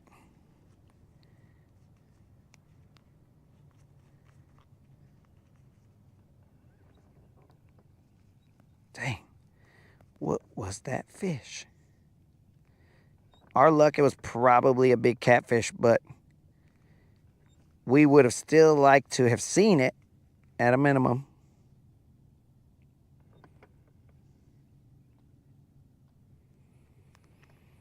So yeah, dudes, agree with me or disagree with me. There should only be one favorite in whatever we are talking about, because I've had this discussion with the moderator also. I'm like, you cannot have multiple favorites. You can only have one favorite, as the definition of the word favorite is, I mean, I don't know what the definition actually is, but it means, I will go out on a limb. It means the one, the only, the most loved, the most sought after. I don't know what it is, but definitely it is, bar none, the favorite. Well, you can't use the definition in the definition, but bar none, it is the best of all baits, or the best of all ice creams, or the best of whatever you want to say. But that right there, guys, me and the moderator have gone the distance in that discussion, because I'm like, look, favorite is top notch. Favorite is not, I got two favorites, because that doesn't make any, to me, grammatically, that makes no sense, because how could they both be your favorite when they, like the definition of that word means that it is the number one. So, I don't know. You guys can chime in and be all like, yeah, you're an idiot. And I'll be okay with that. I will just start a new list of normies and oddities, and we will go from there. But I kind of feel like if that's your favorite, then that would be the top notch. I would never look at another bait again. So, example, blue craw jig, that's my favorite. If I had to choose a jig, I would throw that jig, blue craw. Now, that doesn't mean I won't throw another jig. It just means that that's my favorite color. And mainly, it's my favorite color because I find it to be the bass's favorite color, at least on this particular lake. Because who cares what my actual favorite color is? It really is important what the bass's favorite color is. Those dummies are the ones that matter.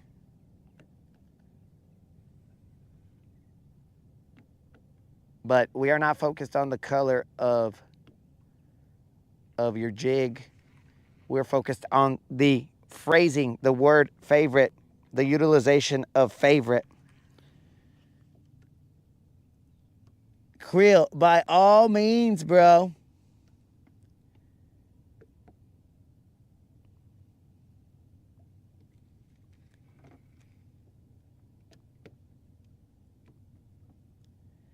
Preferred above all others of same kind.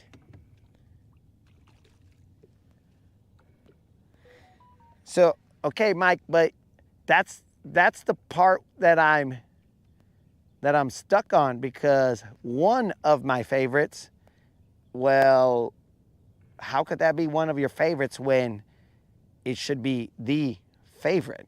That's the confusion, dog. Because favorite is, let's see the definition here. Favorite, preferred above all others of same kind. So if we are talking about, let's say, deep diving cranks, then your favorite color is your favorite. And then after that, it should be, okay, that is my second preferred color, or something along those lines.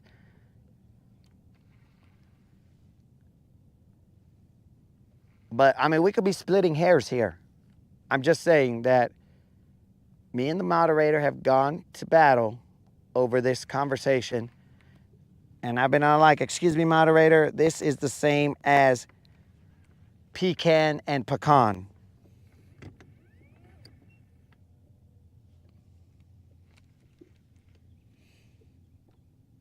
Gravity.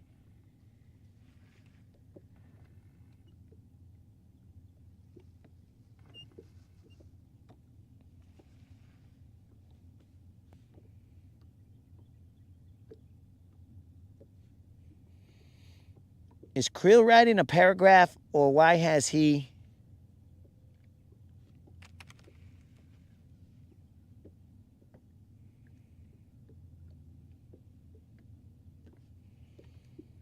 Why hasn't Krill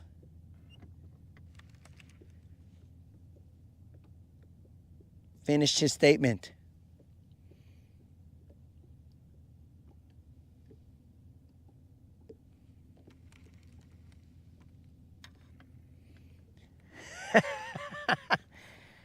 Travis, you do not understand, my dude. Pecan and pecan, we could start a war, like I mean, that's how much people believe in pecan and pecan, as to whether they are saying it correctly and the other ones are not. So that's why you got to release the built up anger and stuff. You got a book that you're gonna write, bro? Fish in a basket. The J. Creel story. No, remember, bro, it's Creel City.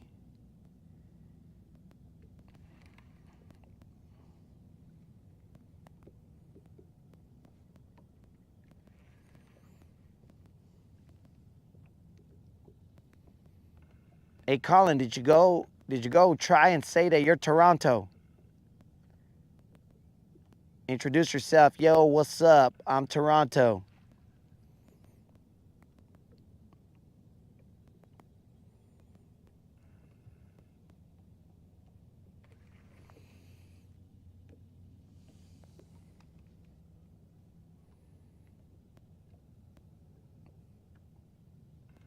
So yeah, guys, I don't know. I don't know how you got, what your stance is on the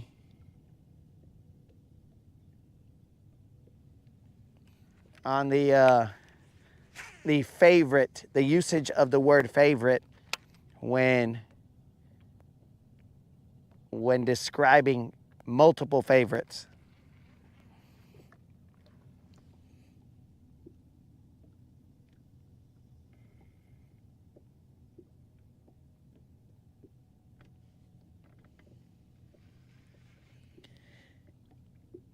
Did Gravity just say pecan?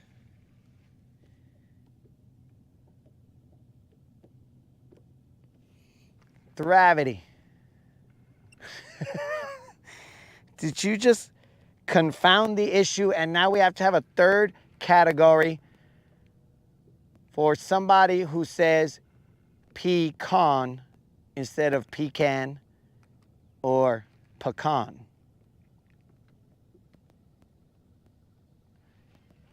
You know what, Gravity? You just go back to catching fish, bro. And I'm glad you guys are catching them. But you go back to catching fish, and if you are not going to contribute to the conversation in a constructive manner, please continue catching fish.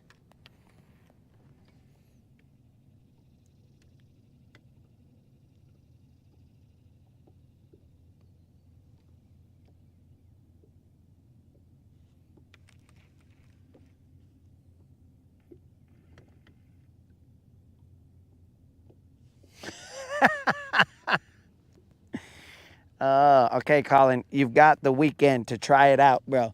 And apparently unlimited has now been removed. Pop is not soda, soda is soda. Oh, now here we go, guys. Here's another conversation.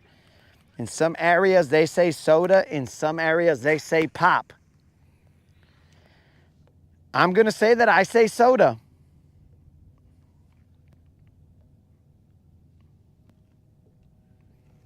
I know this is potentially regional dialect, and that is the problem here, but I'm just saying, I say soda. I also say pecan. So, potentially, all of these things are stemming from the same regions. And rather than having, I think the South says pop and pecan as well.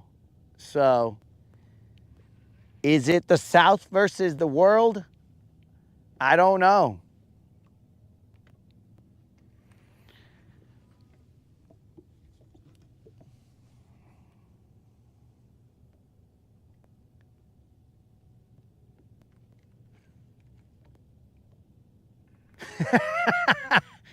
Dude, Colin, you are talking about my dad. My dad says Coke every time. Like it don't matter. He says Coke all day. It's just like, hey, get me a Coke. The waitress will come over. What can I get you guys a drink? He'll say Coke. And she says, well, we only serve Pepsi. And he's like, yeah, I'll take a Coke. She's like, okay.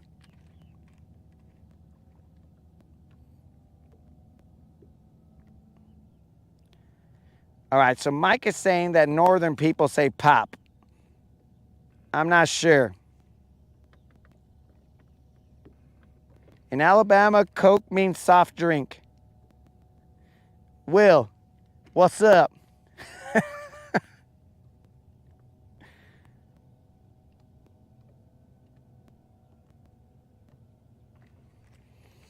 Will, welcome to the chat. I'm glad that you jumped in.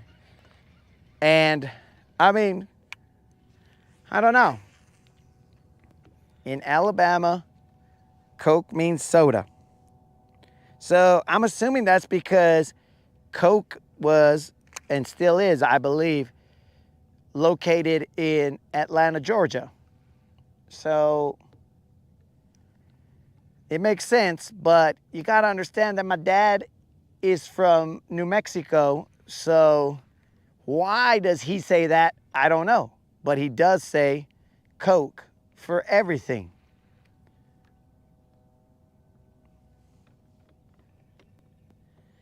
And I'll tell you what, if you brought him something that wasn't a Coke, oh, you're in trouble, dog. You are in trouble. If I went and he asked for a Coke and I bought him a Pepsi, let's say I stopped at a convenience store, he would be extremely mad that I brought him a Pepsi. I'd be like, what? Dude, it's a soda, dog. They didn't have Coke in there, so like, here's a Pepsi. He's like, I don't know. There might be I haven't drank a soda since I was 15, so there might be a distinct difference in the flavors, and I'm assuming there is, and that's why everybody draws the battle lines and is like, okay, we're going to war because we're Pepsi people or we're Coke people, but I haven't drank a soda in that long, so I don't know if there's a distinct difference. So was since I was about 15 years old, I haven't drank a Coke or a Pepsi or any carbonated soft drink. So I would not be the person to be able to tell you about the distinct taste of those products, but I'm just saying there must be some kind of a taste difference. No, now we're getting some purple drink in here.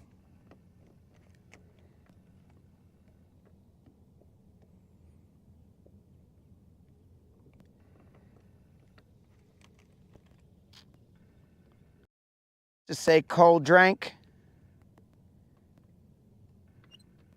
Oh, old school was from Illinois, so maybe Mike is right. It was pop up there.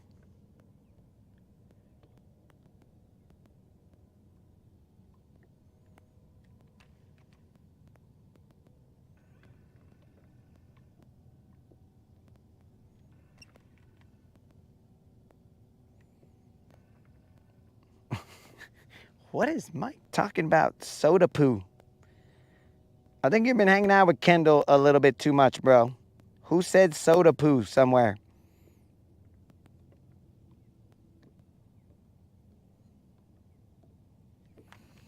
Yeah, bro, you might want to ease up on the amount of time that you hang out with Kendall. You're starting to see poo in areas that it shouldn't be seen. Pobrecito, vatos. Look at this little guy. This is the guy that hung me up in the tree, dog, or that made me lose my jig. This poor little guy, he hung me up wherever I was. Man, poor little dude.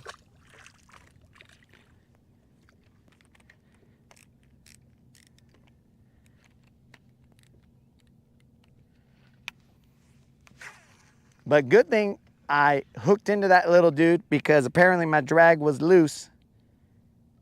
Probably from that battle that I had with... Actually, it's probably a good thing for that fish that my drag was loose because he may have just given me his soul as I reeled it in. And then I would have just seen a poor little fish float up and I would have been like, what just happened here?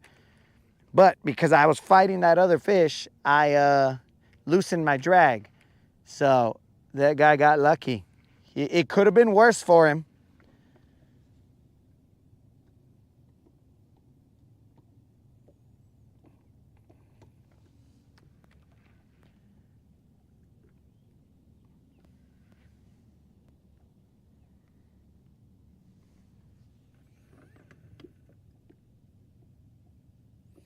Our Jarrito soda, well, we'll have to consult a person who's from Mexico, dog, because I don't know. I'm not going to tell you that I know something that I don't know. So maybe, I don't know. Dude, so here's the thing. Back in the day, bro, my grandpa, we would go to Juarez, which is in Mexico, border town, near El Paso and whatever. We would go to Juarez and then they would get like a whole bunch of bottled Cokes. Oh, bro, that's like a favorite memory of hanging out with my grandpa, having one of those cold bottle Cokes. Ooh wee, bro. Getting that bottle right there and with that bottle opener go, tss. Oh man, dog. When I hear that, that takes me back. I'm like, what? So my grandpa would just be chilling right there. We'd be drinking sodas. It would be like my brothers and, other siblings that would be hanging out there. I guess I could have just said sisters, brothers and sisters, but my brothers and my sisters would be hanging out there, bro. And then we'd just be in the desert heat. We would be drinking those Cokes. And dude, that right there, my grandpa used to not call it a Coke. He wouldn't call it anything other than, because of course he spoke mostly Spanish, but he would speak English. he would speak English the best he could, and some of it was broken up English. So he was like, hey, ¿quieres tomar algo? So he's all like, hey, you want to drink something? And then I'm all like, yeah, what's up? And then he goes, pues, let's drink some of that liquid energy. Sorry, quick energy. And I was all like, what? What are you talking about, quick energy? But he was referring to sodas, mainly Cokes, because that's what he would buy. But he would be like, oh, let's drink some quick energy. I was like, all right. And then I realized, oh, quick energies means sodas or Cokes. So I was like, heck yeah, let's get some quick energy, dog. We got some eelgrass that's coming through, bro, some floating eelgrass. So that quick energy, bro. And now that story has been immortalized on the internet. May my grandpa rest in peace. There are many things that he taught me, both acceptable and now unacceptable. But I mean, he basically, he was an old school dude, bro. Now that dude was from Mexico. He was definitely from Mexico.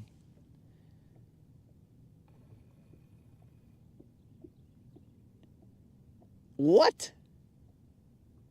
Will, I have never heard of this snack. You're talking about...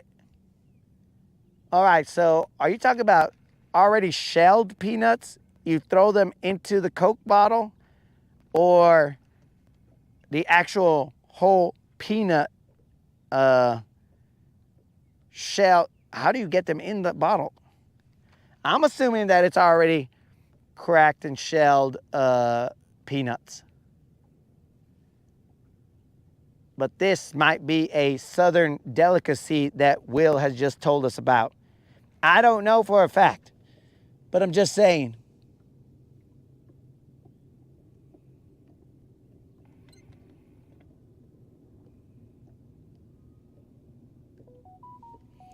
Moderator, how do you know about this already shelled peanuts that are put in a Coke bottle?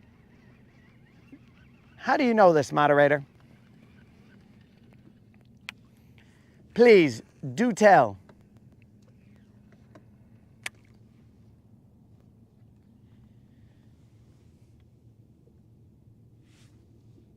Wait, Creel said something? Hold on, Creel. I might not be getting your comments because YouTube hates you.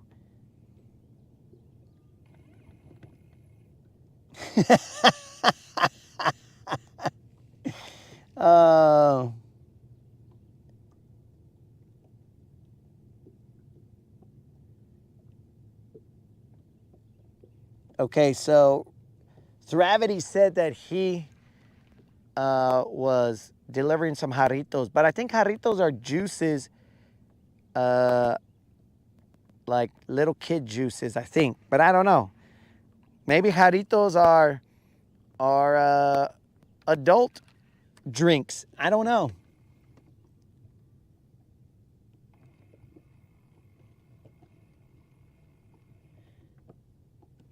So Creel did say something.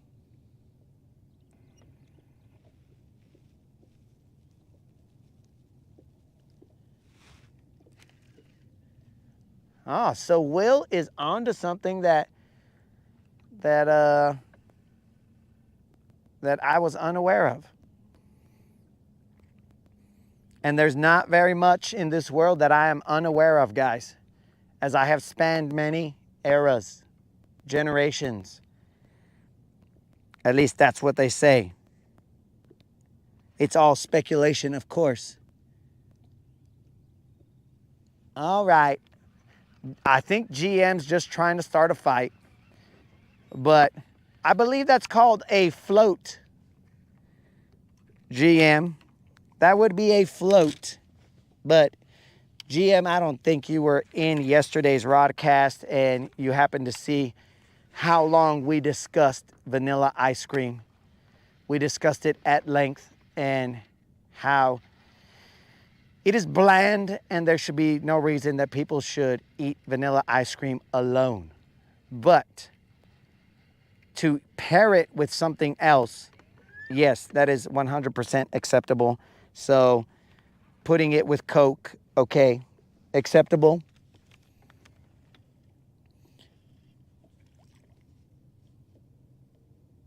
All right, so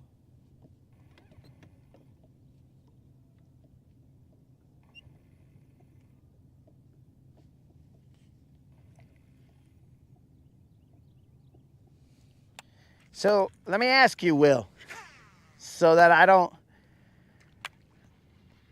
you put the peanuts in there and they're not just to soak in there and like provide flavor. It is so that you can, as you take a swig, you maybe get one peanut or two and then you swallow the Coke and then chew up the peanuts and then you're all like, oh, that was delicious?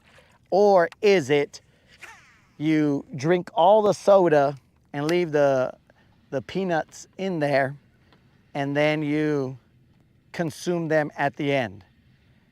Because I'm a stickler for trying to understand the process.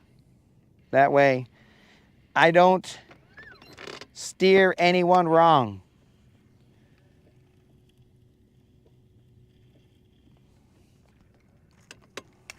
All right, we're gonna move from this spot because this spot was not very nice to us. It took my jig and it made me sad.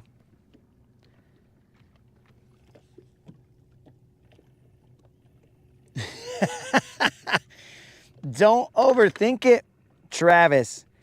You are talking to a gentleman, and I stress the word gentleman. A gentleman that overthinks overthinking. He's like, wait a second. What exactly is this going to do? I'm telling you, bro, if overthinking was a sport, I would be like the reigning undefeated champion of overthinking. Now, some of you might be chuckling right now and be like, dude, I don't even think this guy thinks. So how could he overthink? But you see, guys, that's the deal. The overthinking is done behind the scenes. So I can see where you guys will be all like, yeah, this fool don't think ever. I don't think he's ever like thought out anything. But my dudes, that is the beauty of the behind the scenes overthinking. I'm just gonna throw this area real quick, guys, and then we'll bounce. Because we are looking for that BBL Plus to pay out that $100.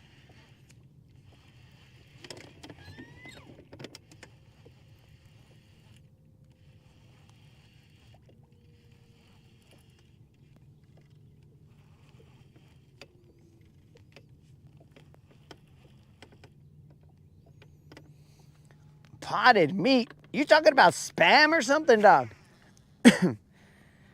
Also, Will, so again, overthinking, but just trying to clarify and understand the process here. You are not talking about the saltiness of the peanuts every time you bite it, right? You're talking about the salt that was mixed in all the way around in the Coke. Not just like as I bite the peanut, it unlocks the salt, because I'm trying to figure out the salt should have been washed off of the peanuts as soon as they kind of just went in there. That's my guess, but of course, I could always be wrong. As I have not done this process, I am trying to understand it.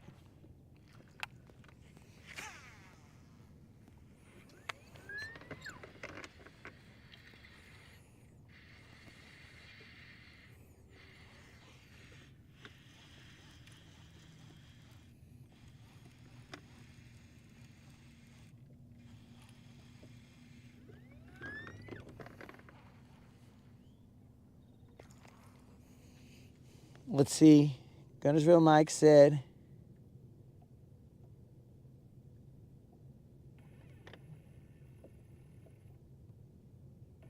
I don't know what sling blade is, Mike. My grandfather always had potted meat and sardines in his boat. And deviled ham. Sardines and crackers. All right. So it mixes in with the Coke. Okay.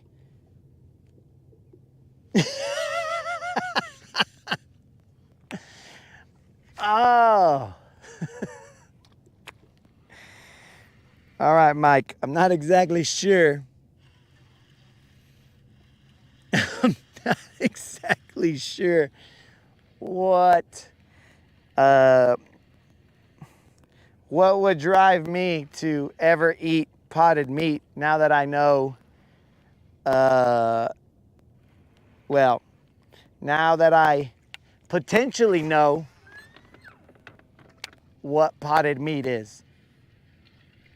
But I will tell you guys that we're about to bounce from here and go to another spot with the taste of a little bit of stomach acid, as we were not fans of this potted meat situation. So we will move. Oh, man.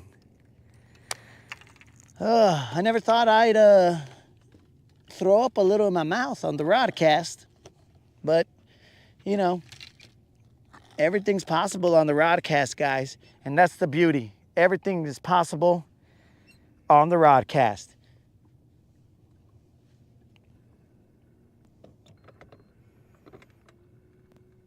Sling blade.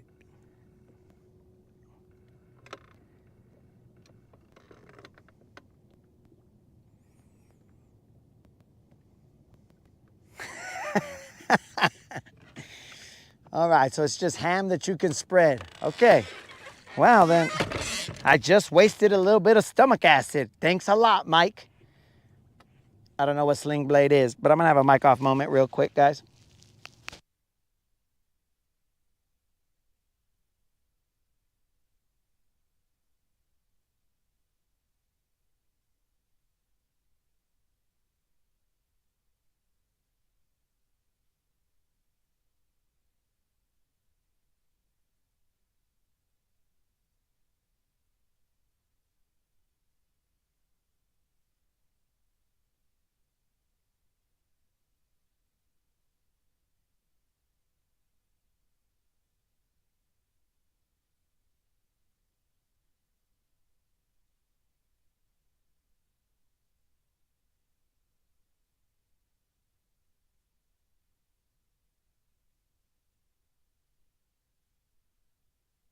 Well, Will, I'm glad you found us as well. This is the Rodcast, just a bunch of homies hanging out, fishing around, finding out, and we're just, you know, we discuss all kinds of crazy things here. And we pay out some BBLs every now and then. But if you do subscribe, my friend, be sure to check out that subscriber giveaway, because we give out $50 Bass Pro Shop and Tackle Warehouse gift cards.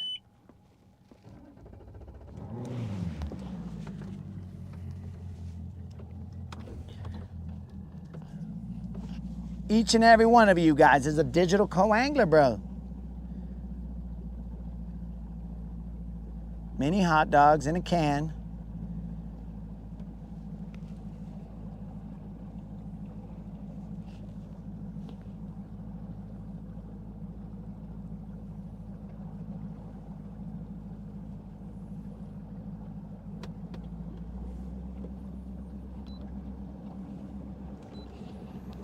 All right, guys, let's cruise a little bit.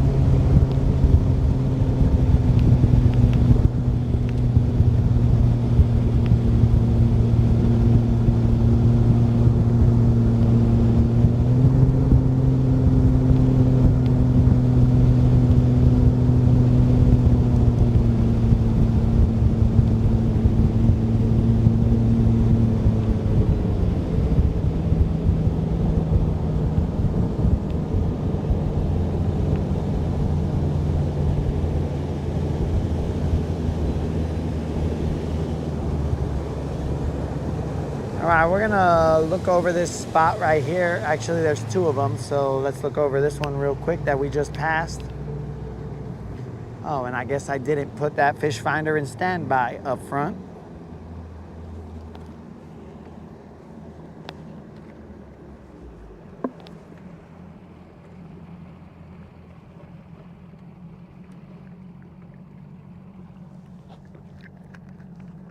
Guys, we will be fishing till 11-ish, because my batteries did not fully charge. Why did they not fully charge? I don't know. Nobody knows. But yet, some of us know. But also, nobody knows.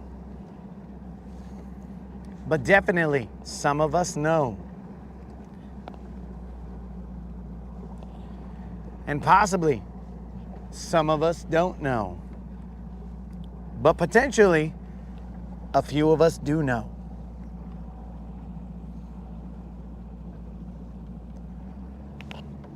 Let's see if we see any dumb fish around here.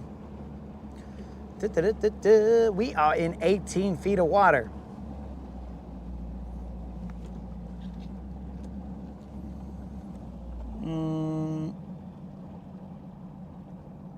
Okay.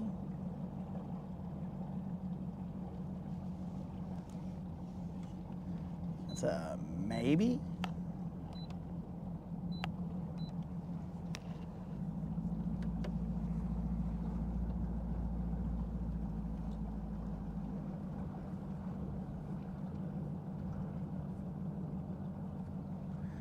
All right, Will. That is a 3K subscriber giveaway video, Will.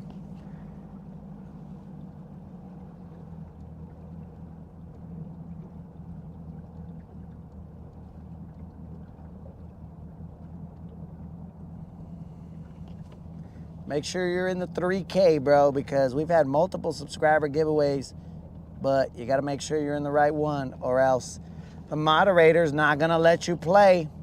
The moderator is a stickler.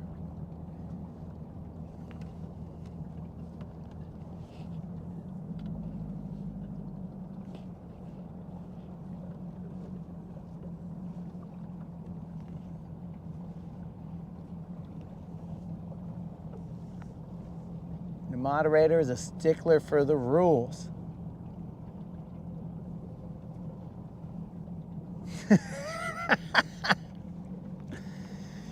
All right, Steve, what do you believe that your good theory is?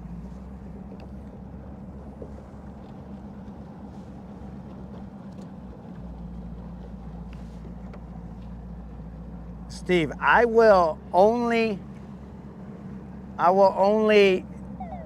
go through and deny your theory if it is incorrect.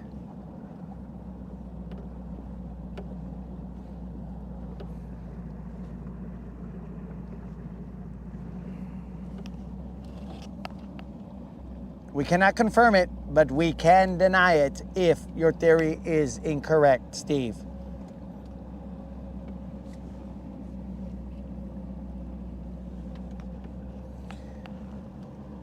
All right, Will, I appreciate you jumping in on that giveaway. Now let's see if we can just hand out a hundo here. Because remember, guys, we are still in search of that 5-pounder. Maybe we're getting a little too crafty for our britches, you know what I'm saying? We're just not out here fishing around and finding out. We're out here graphing, doing stuff like that. That's for the nerds.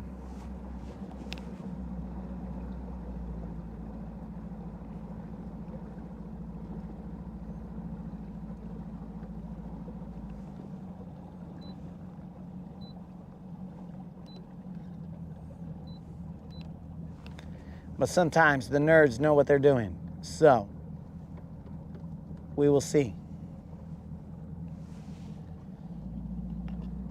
All right, guys, we're gonna try this out.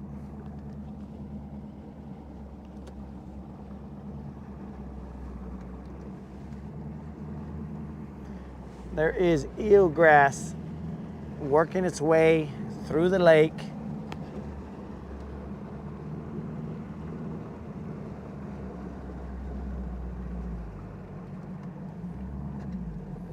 We'll see if it poses a problem. It might, then again, it might not. Depending on where it's blowing to. Let's get it, boys. I'm gonna tell you guys that I do have an abrasion on my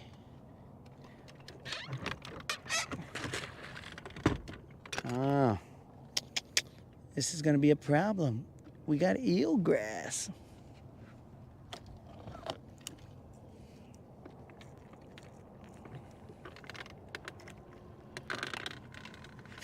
We'll see what happens.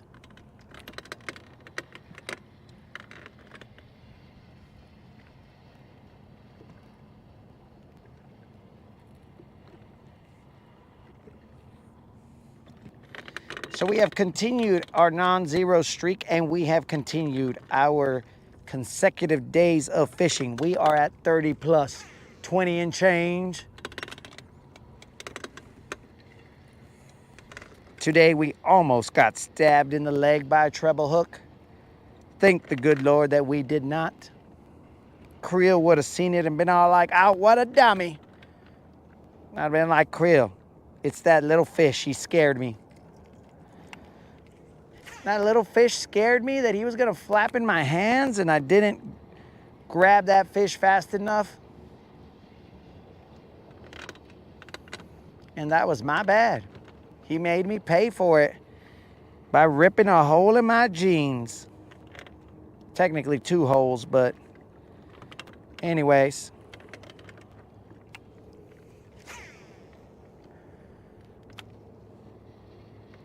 So I saw what I believe were fish marking right here.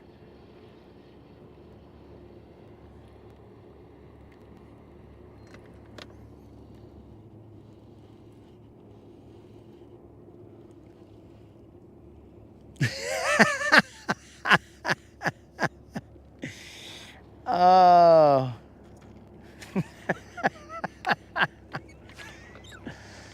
Oh, Steve, I'm not laughing at your comment. I am laughing at the moderator's comment.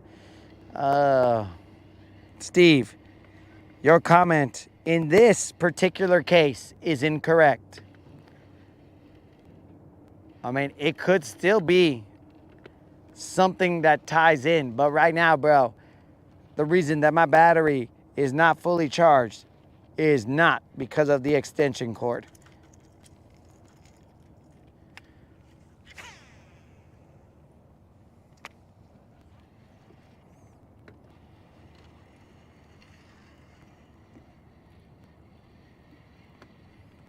But the moderator might be right. Purposely put abrasions to feel alive. To feel if that heart can beat. If the heart can beat knowing that the abrasion is in the line. And at any time, the fish can break off.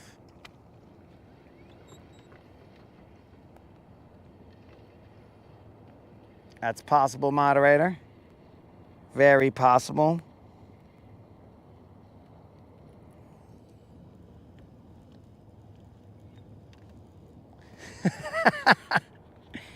Colin is now scarred. Let me ask you a question, Colin. Is the potted meat more scarring than when you looked up Big D's baits or whatever you typed in, Big D's chatter? Which one is more scarring to you?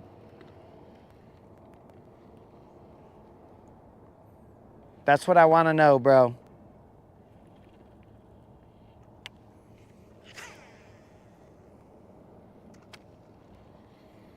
We'll work this for a little bit and then we'll bounce, guys.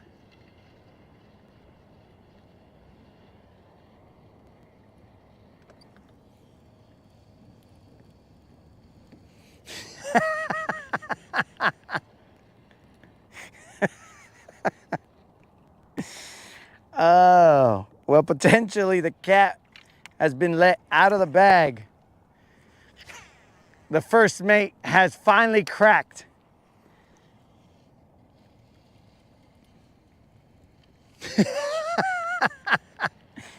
The potted meat by a mile.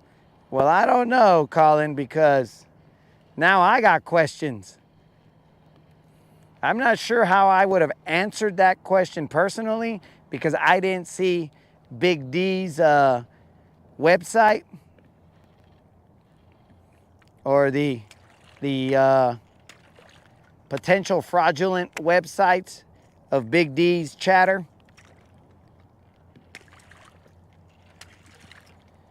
But I don't know. To each their own.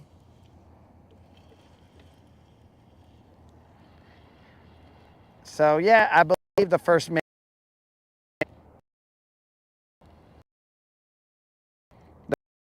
has finally cracked.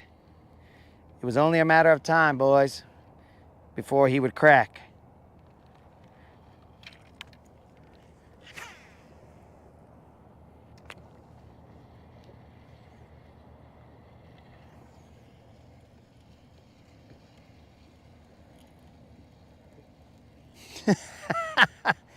I am well aware that the Big D was a joke, dog.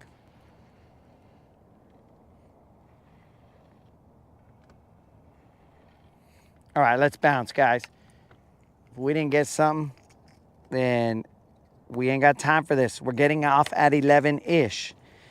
And unlimited, for the record, we did get off at 11-ish. So don't even, bro. Don't even act like it was something crazy and we were fishing all night.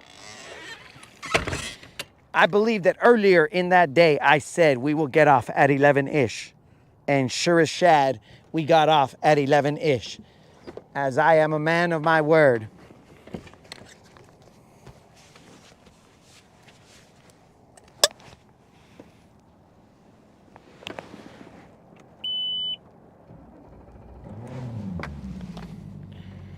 We will get off at 11-ish, guys, and then more than likely we will return back to the water about 4 or 5, depending.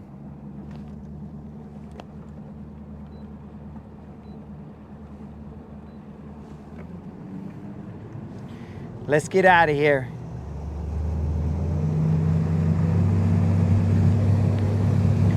Let's get it, homies. We are gonna get a little bit of cool and we are going underneath, and I hope this bridge does not cut the audio. It's been doing that lately and annoying me.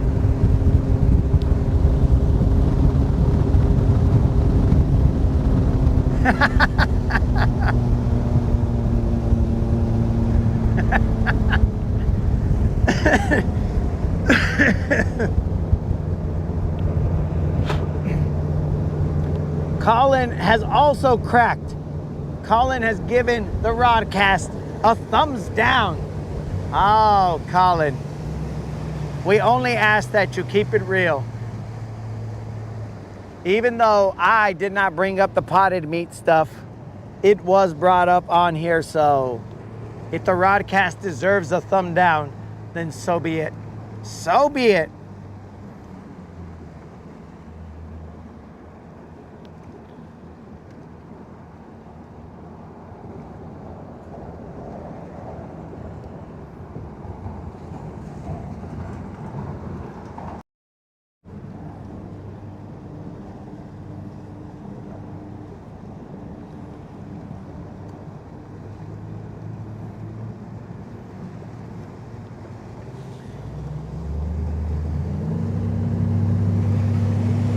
Here we go, guys. Assuming we still got Mike, we are on the other side.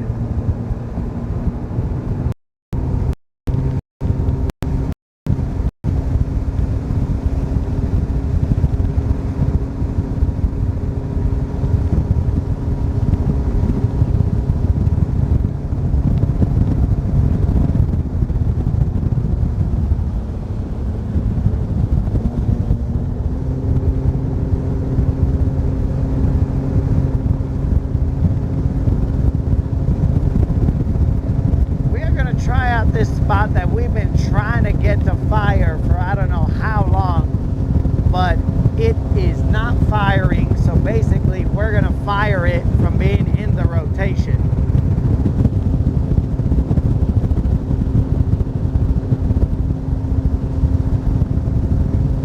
And my fear is that it's not gonna fire now because there's a lot of eelgrass on top. Hopefully we don't have that problem in this situation over here.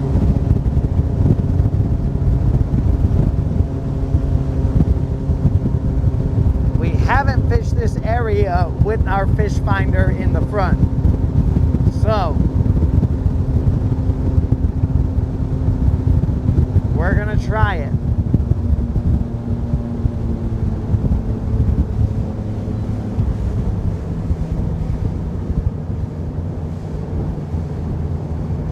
We almost T-boned a cormorant.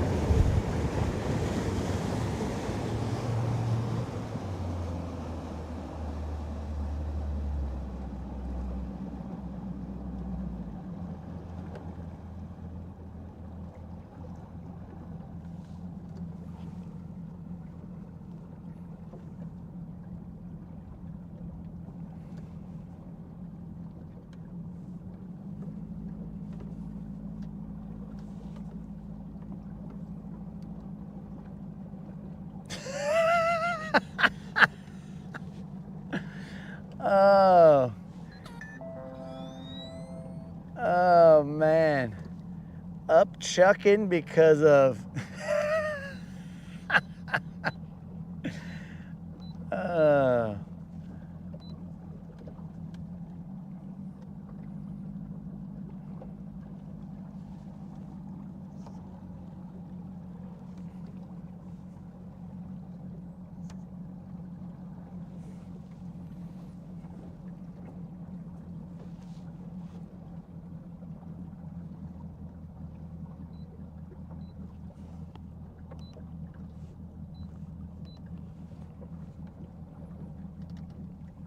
there's a little rock pile right there, guys.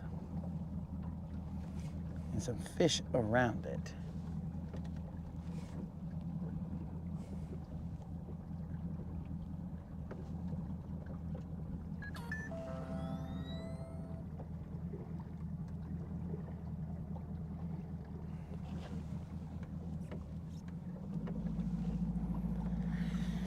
All right, guys, let's see here. We're gonna give this spot a chance. I don't see a lot of eelgrass here, so if we are lucky,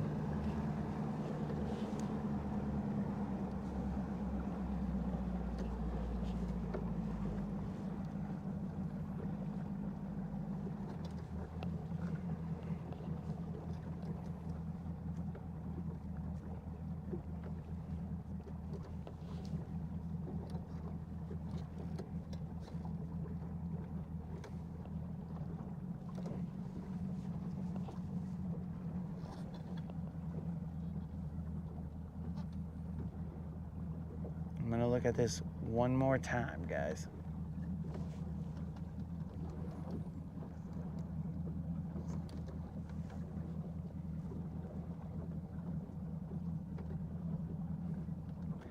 There's the rock pile. There's some fish hanging out.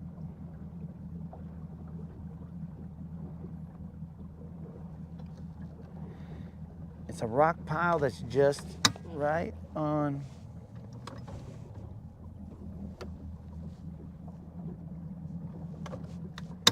All right, let's try it. There are definitely fish hanging out on that rock pile, guys. Definitely fish.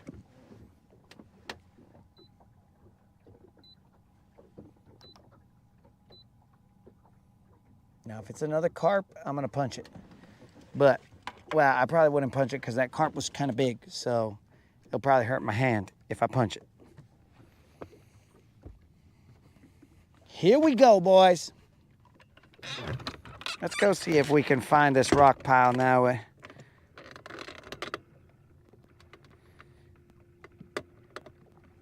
Okay, we're talking about baloney now.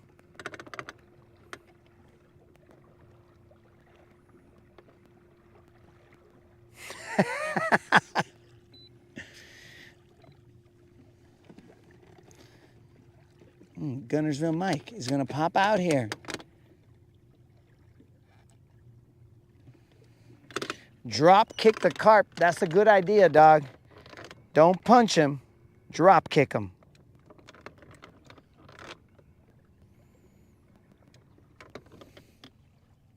There's definitely a good idea there, Moon.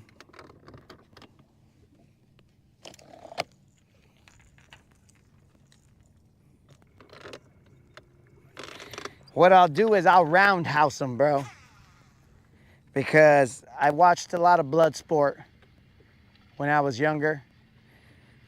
I'll freaking roundhouse him.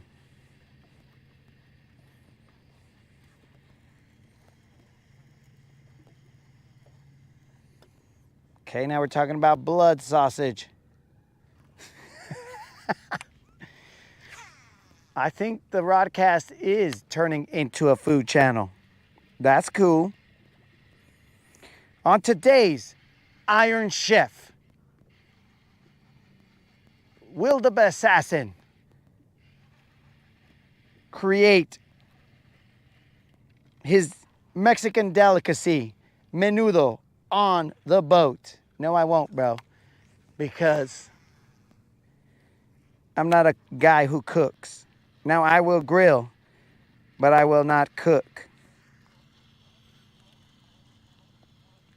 The people's elbow.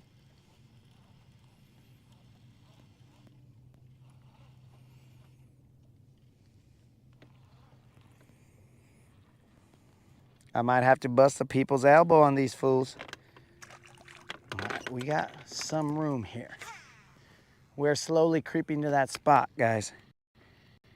I am going to go and... Because here's the thing, guys.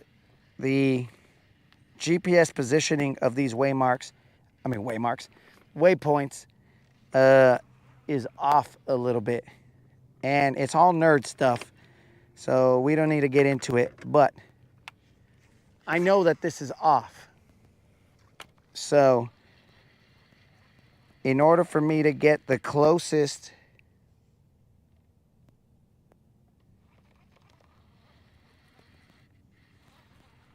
waypoint possible, I would have to go over it with my fish finder up front. So I would have to figure out where it is and then go over it with this fish finder. Nerd stuff, but just know it is the correct information that I am providing.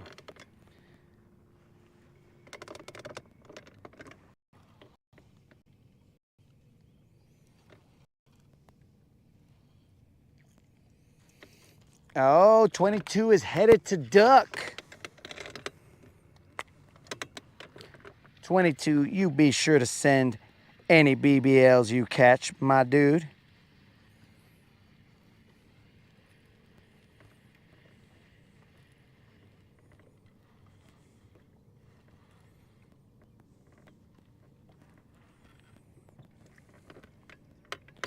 All right, so what I'm gonna do is I'm gonna cruise and I'm gonna side image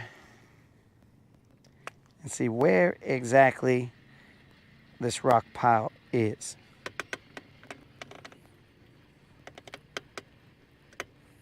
We're currently in 12 feet of water.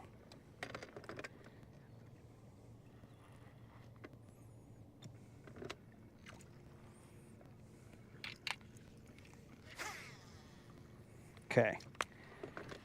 So I see it, and I will mark it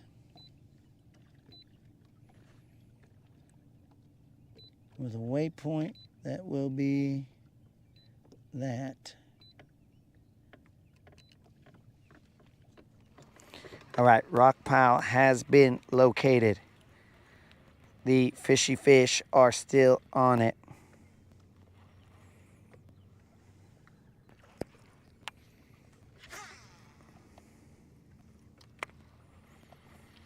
They didn't get scared with me going over it. So cool.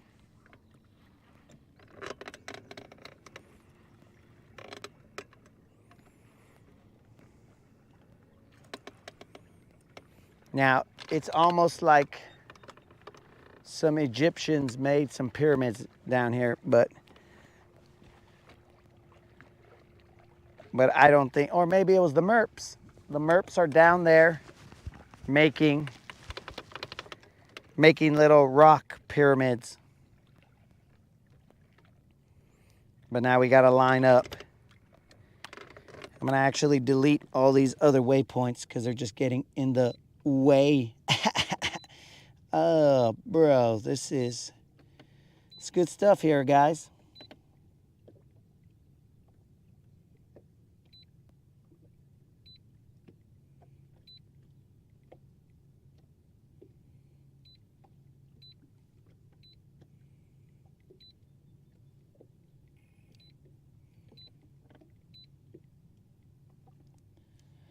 All right, so the clutter is gone.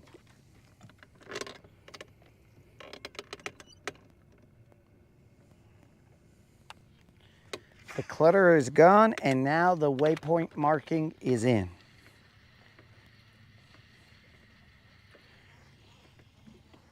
We are going to try and get right on that rock pile.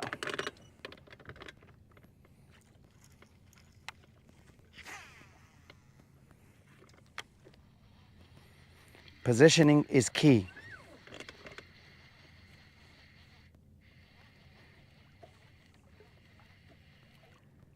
That's odd.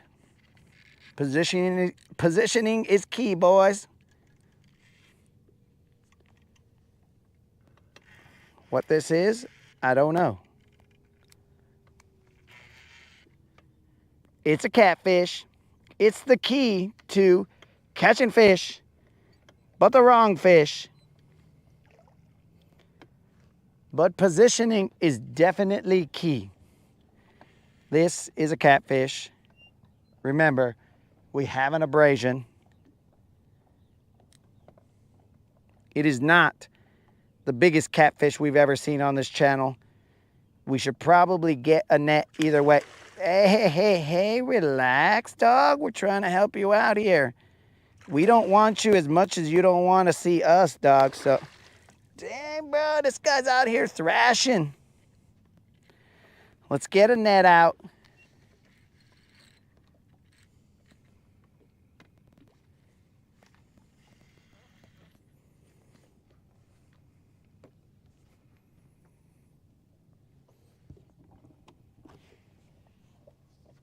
Annette, I know it's a little early in the morning, but is there any way you could help us out here? It's not huge, guys. This catfish is definitely not huge.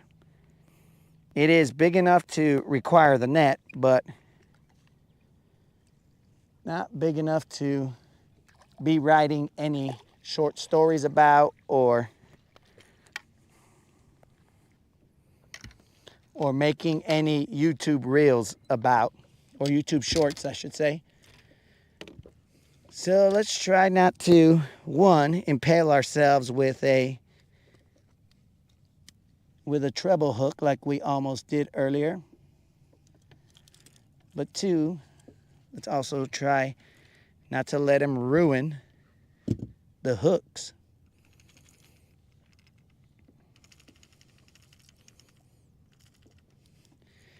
Positioning is key, boys. This is the size of catfish that we caught here. Not bad, not great, not our biggest, not our goal, but definitely a fish. Now, I don't think we need to weigh it. I think you guys got to see enough of him.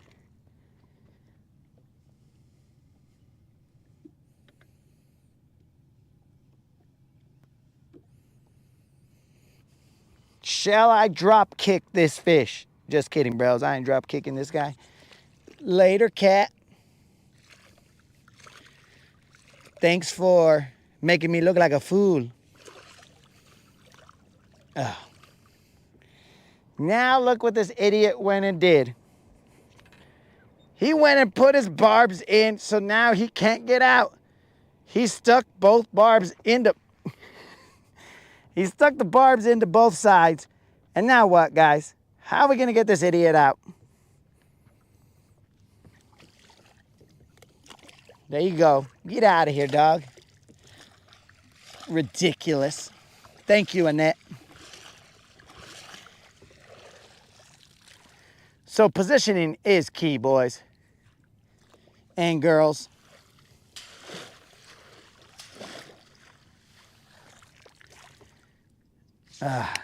Annette, you have essentially eternal catfish and carp slime on you.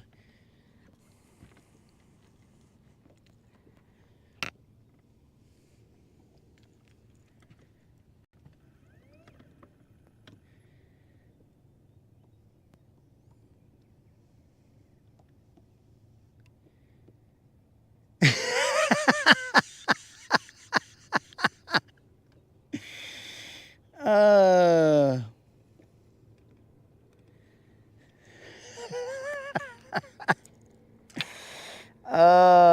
22. And end result, guys.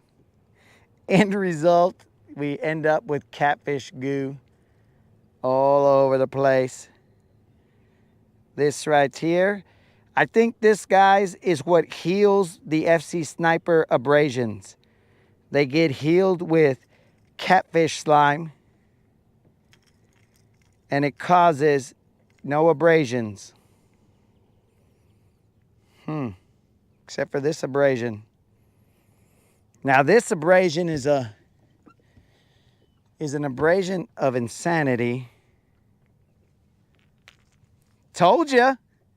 Dudes, did you guys see that? I landed that fish, but I just pulled on this. Of course, I've got superhuman strength, but I just pulled on that and it broke off. One must know your abrasions. One must understand one's abrasions to know how far one could push the limits.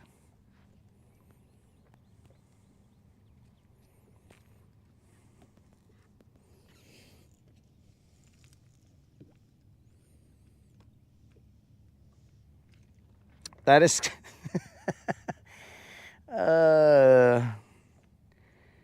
these comments, they write themselves. So, again, guys, we shall repeat. We saw fish down there,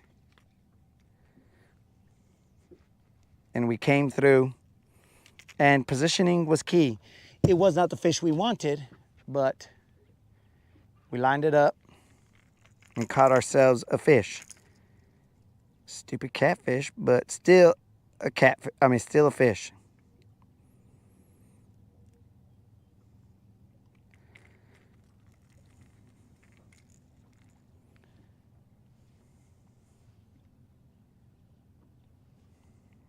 But again, we visually have lost our position because we're messing with that catfish.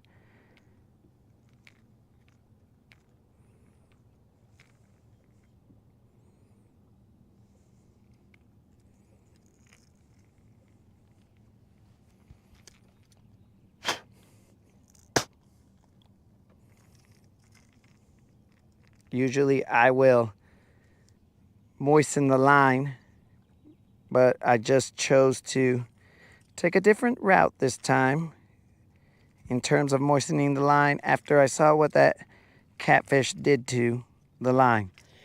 I don't want any part of that, so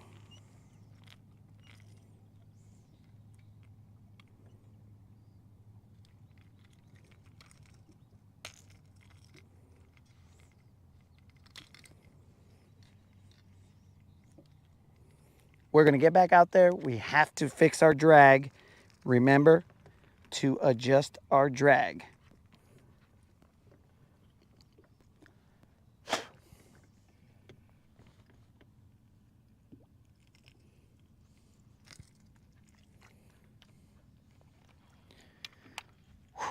Here we go. Let's try it again. I can't believe that catfish ended up getting both its barbs in the frickin' net. I was trying to let him go and he double barbed himself. I felt a little weird.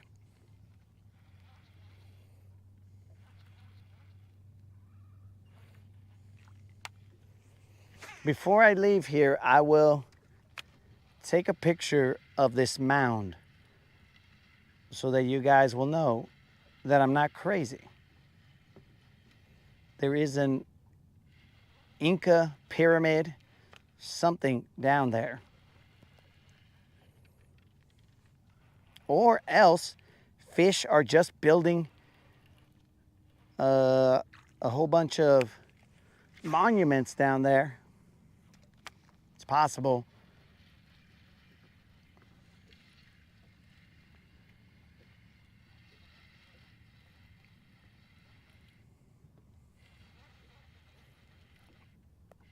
All right, so the boat flipped us around. So what we're gonna do is, or the boat's butt is where we wanna be. Actually, stupid. All right, guys. I thought we were in the wrong, or fishing the right spot. But as I fought the catfish and I spot locked, we ended up spot locking not in the right area. Now we were in line with the spot initially, but now it is over here. We were coming in this direction, but now our spot has moved. Well, we moved, the spot stayed the same. Good thing I looked at my fish finder up front. We would have been fishing dumb water.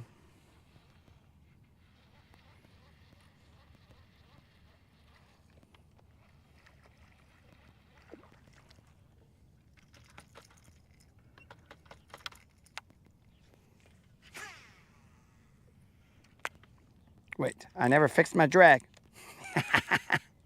I fixed it now.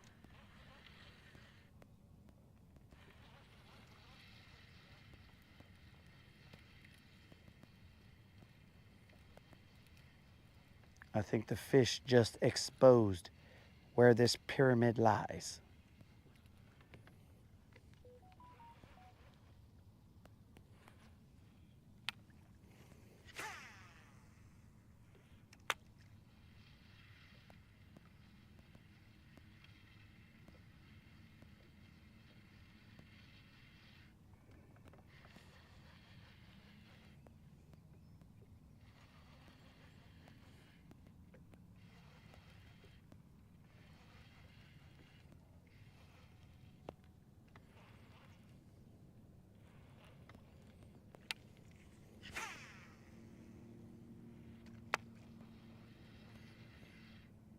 Now from here, I'm just casting off to my right, but I don't have a visual marker that I can say, okay, the rocks are in line with this.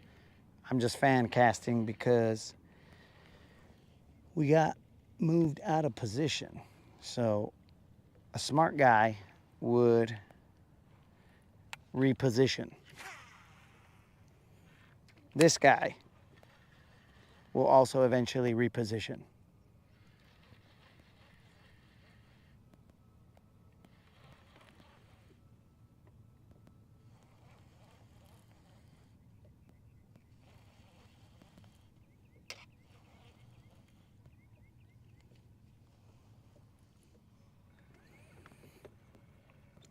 Oh, the dude said, he was like, yo, what's that monstrosity that you have up front, or something along those lines? He's like, yo, you catch fish with that? And I was like, what are you talking about? And he goes, with that thing that you got on the front. And I was like, oh, you mean my fish finder? He's like, yeah. I was like, yeah, bro.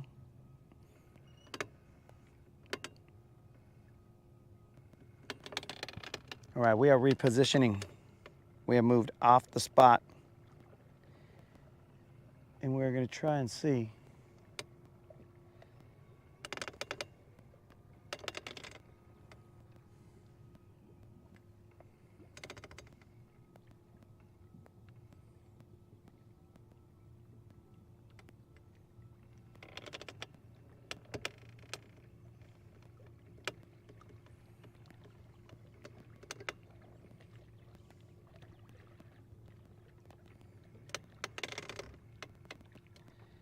Trying to see if we can line this baby up. It's got to be somewhere over here.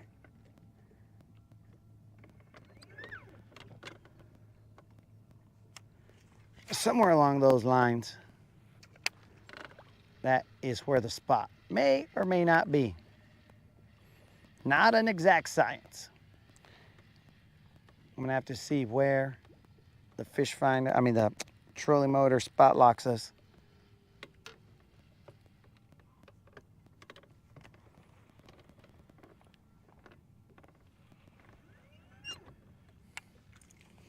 Because I don't feel the rock that I'm expecting.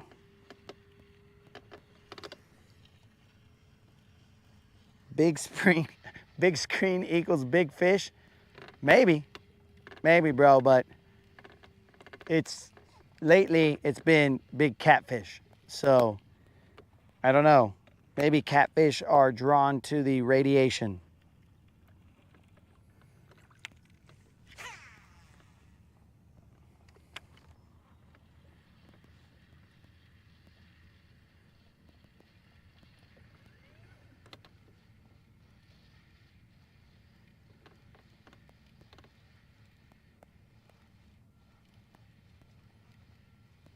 I'm not feeling what I'm expecting.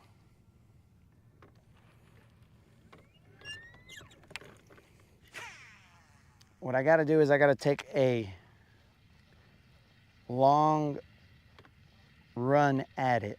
When you take a long run at it, you can kind of narrow down what is actually straight towards that thing.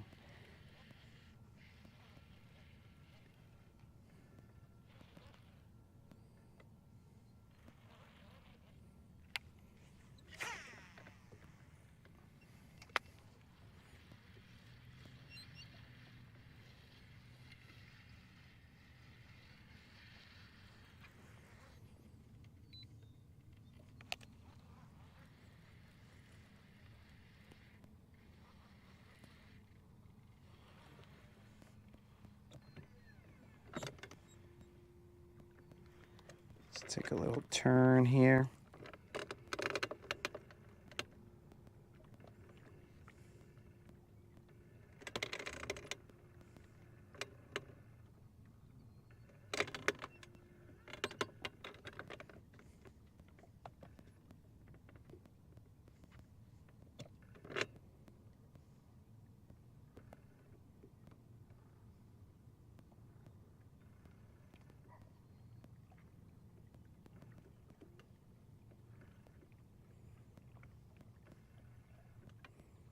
We have gone over it.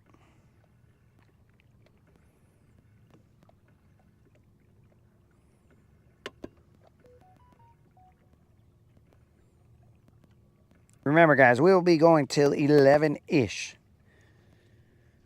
because our batteries are not fully charged.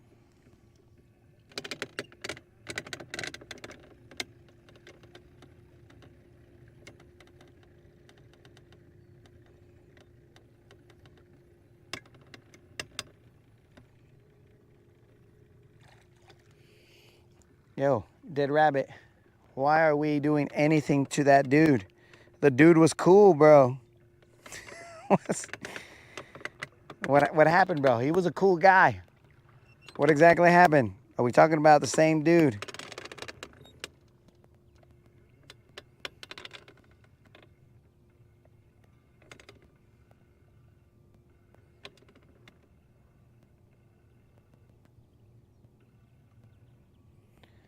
All right, if we are headed in this direction,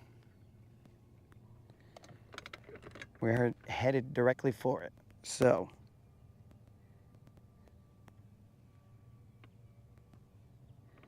we're lining it up like a field goal kicker.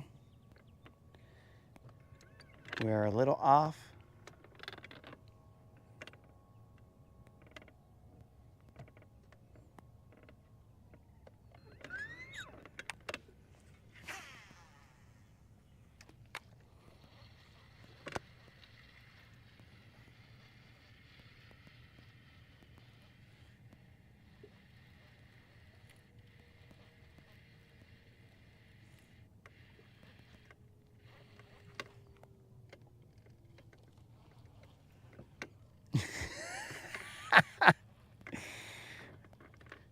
dude, he was not a hater, dog. He came in with good energy. He was just like, hey, man.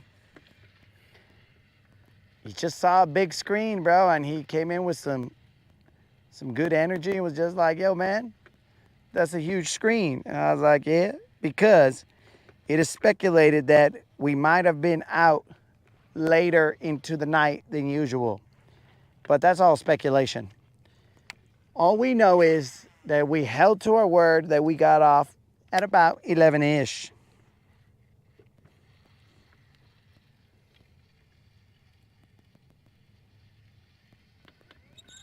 And that's all we can do is keep to our word.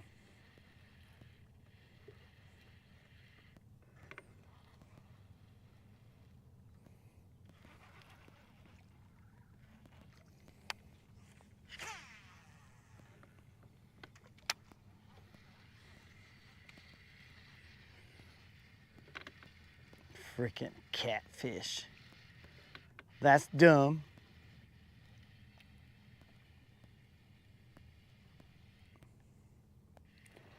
I feel like this deep diving crank is telling me lies. I should be able to feel it hitting the rocks, but I don't feel it hitting any rocks. So I'm gonna toss a jig out there, and the jig never lies. The jig will go out there and tell me, sir, reporting, we found 3 huge boulders, 4 fish circling. Send me back, sir. Send me back in.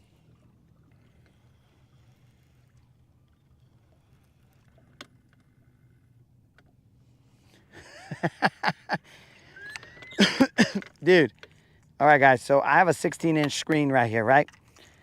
Don't ask me why I got it a million years ago. I got it.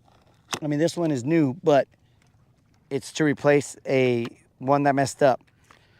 But because once you're stuck in the 16-inch game, I mean, it's hard to get out of the 16-inch game when you've set stuff up for 16 inches, right? So, well, I mean, I guess technically, well, I'll just refrain from that. So, I was about to be really funny here, guys, but I was like, let's relax. But, what do you call it?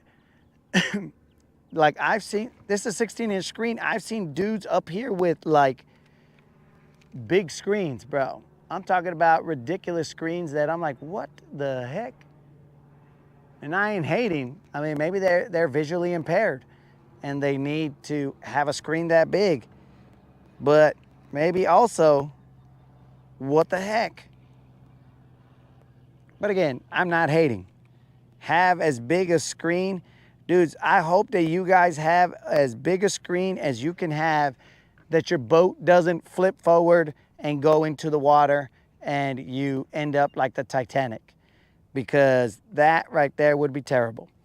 But some of those screens, I saw them at the Classic and I was like, dudes, what are we doing here? These screens are massive. And they were just, I think they're just screens. It's not the fish finder itself. It's a screen that is like a monitor extent. I mean, an extra monitor. They were ridiculously huge, and I was like, all right, that's it. I must be in a fairy tale world, because these fools are messing with my head. I'm gonna drink some water here, guys, while I work this jig. So don't worry, I'm still fishing. Watch, you could see my rod tip as I move the jig.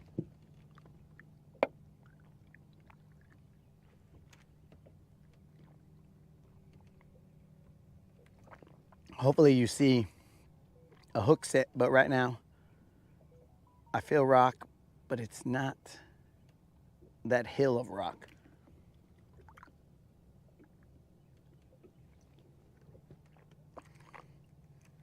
At least I don't think.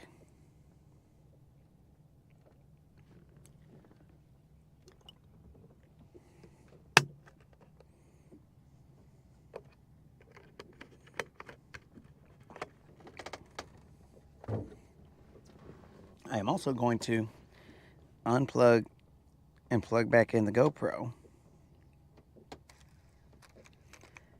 because that seems to be the trick. Maybe I am on the rock.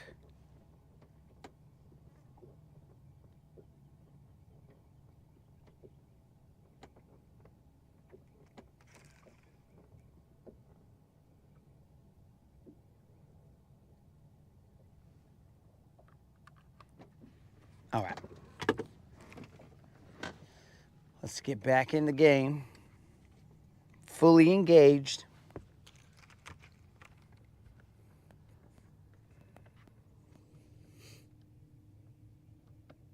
Oh, yes, it was those MBTs. A 30-inch monitor? Shh, bro.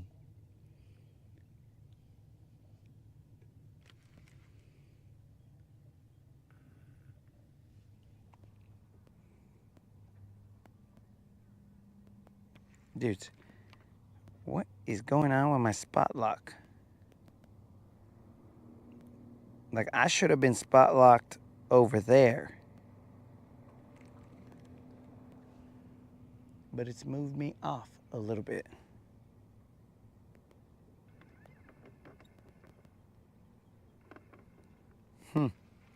Weird.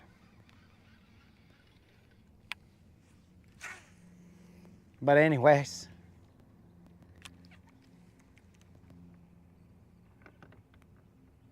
so we'll fish this for a little bit, guys, and then we will go to Comfort Hump and we will fish in the grass. Right here, there is no grass. It is only like that rock and catfish.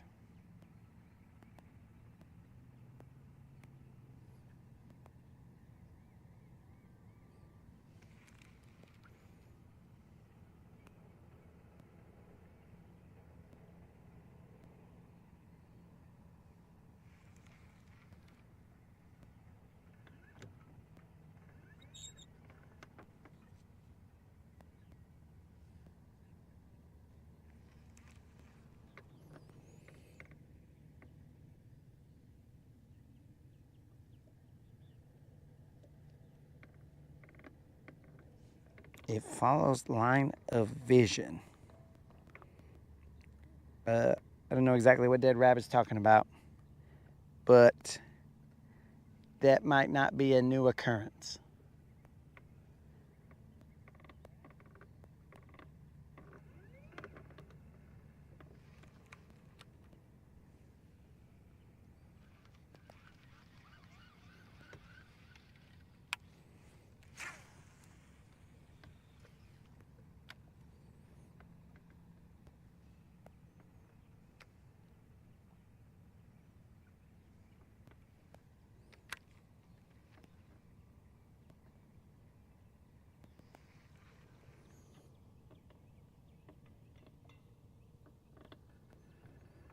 Trolling motor and forward-facing sonar.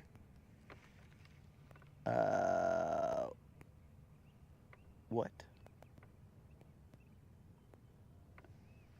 I was talking about the trolling motor and spot lock, or anchor mode, which is for Lowrance.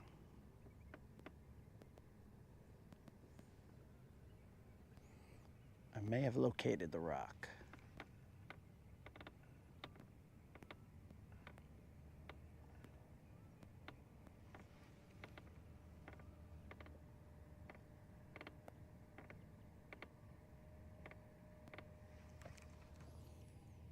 Oh, VR glasses. Okay, yeah.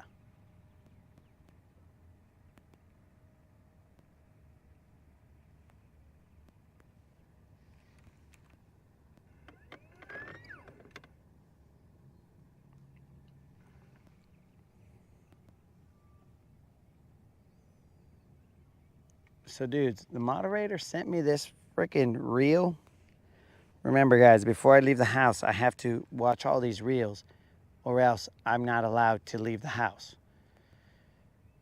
But she sent me this reel that was discussing Wi-Fi and how Xfinity, or maybe not Xfinity, I don't remember, how one of these cable companies is using their Wi-Fi to track your movements around the house.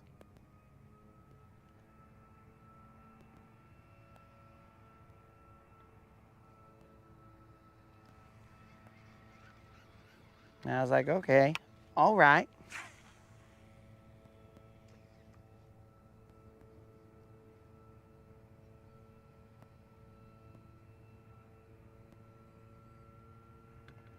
It was getting very, very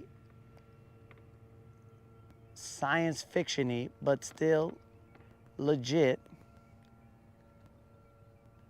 I could see it done many different ways. But do I like it? No. That's why I have my own router.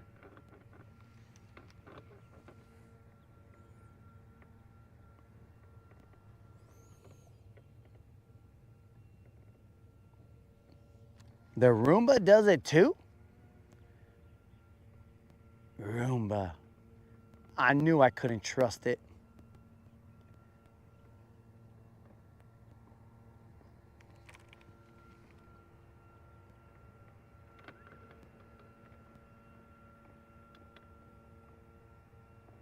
So now we are being surveilled inside of our own homes, locations and movements.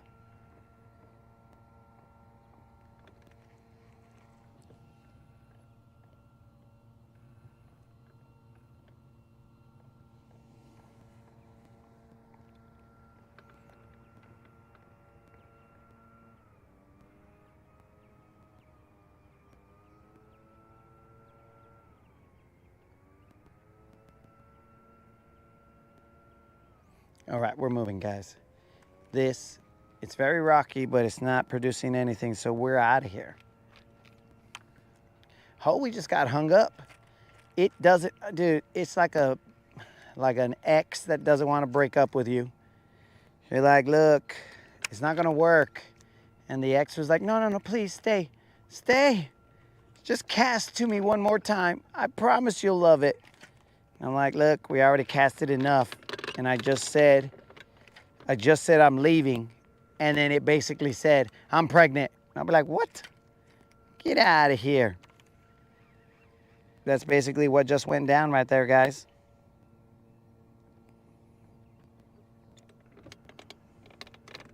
But again, I didn't fall for that trap. So we were able to get unsnagged and move on with our lives. Tricky, bros. Very tricky humps. Just FYI. The Rodcast is full of all kinds of lessons here, guys.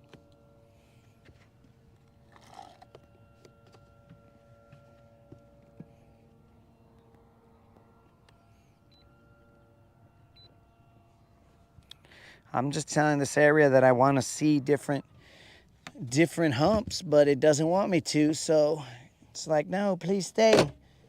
I can change. I was like, all you're doing is catfishing me.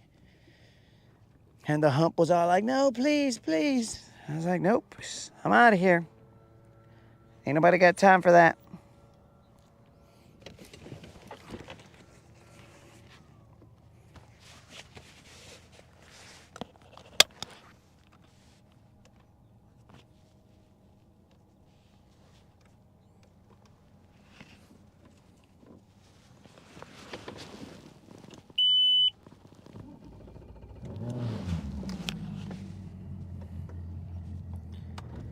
All right, guys, let me cruise over this so that you can see what I spent all this time on. All this fruitless time on. You're like, what? That's what this guy wanted to hang out here for? He's trying to hang out with the merps, or what's going on here?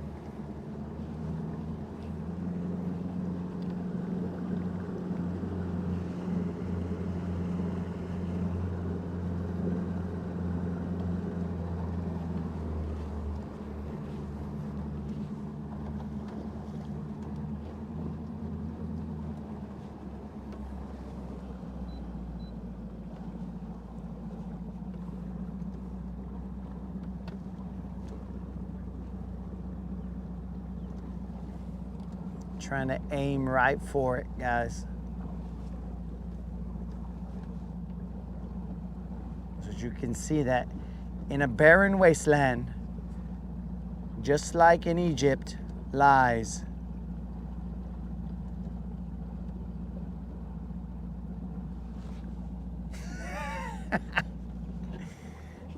lies apparently the smallest rock pile known to man.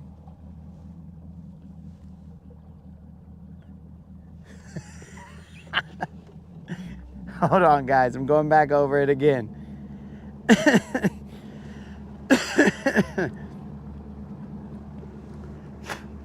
Going back over it again, guys. Because that looked to me like, even I think I'm crazy now. What did I see earlier? What did I see in this hump? Is what many a man has stated while side scanning, guys. Side scanning.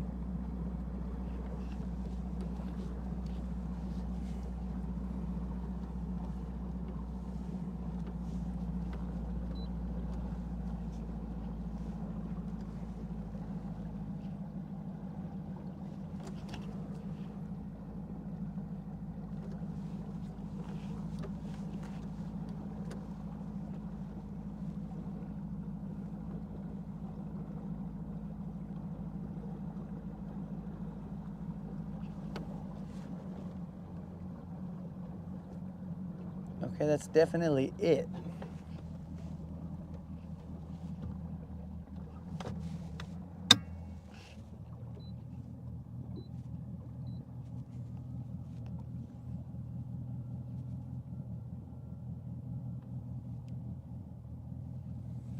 I guess I can zoom.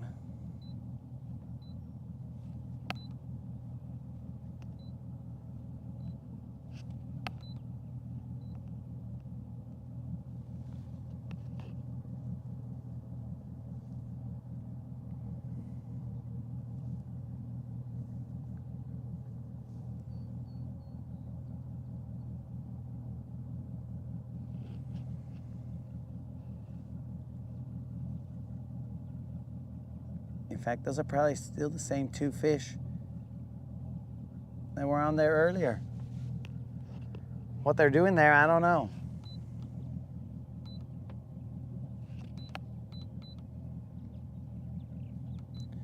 Other than making me mad.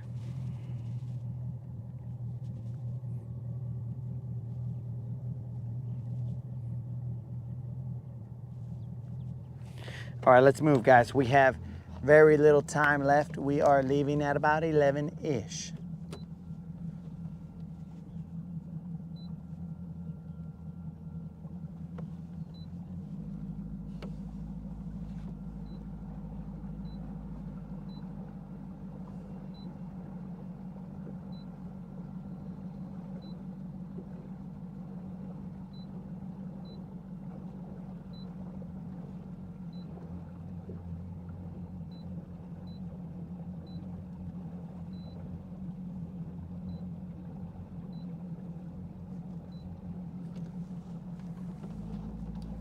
Dang.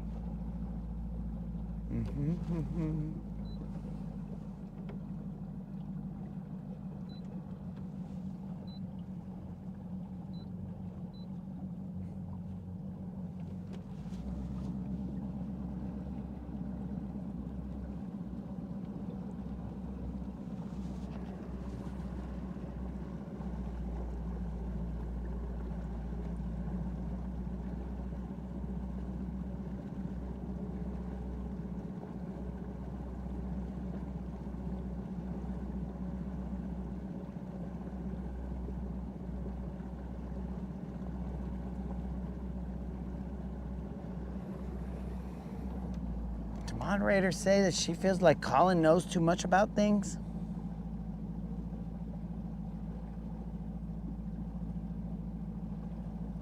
Oh, she's talking to me about, look, moderator, I'm just gonna tell you that I've experienced some not fruitful humps. I've gone to different places and okay. All right. So I must have unlocked.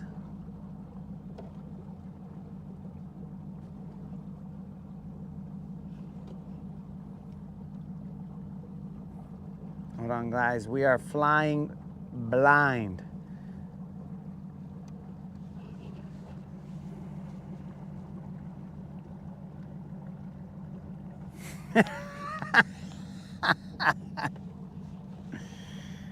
Moderator, I'm telling you, I have experienced some unfruitful humps.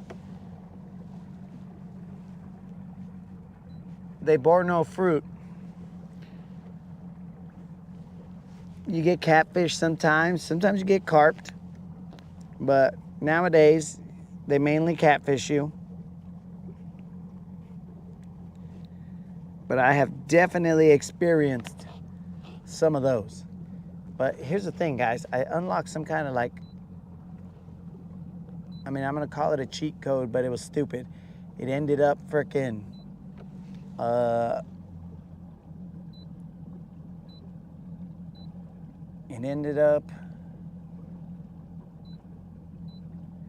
restarting my fish finder. I don't know what I did,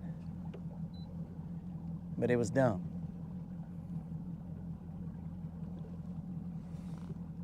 How do I increase that?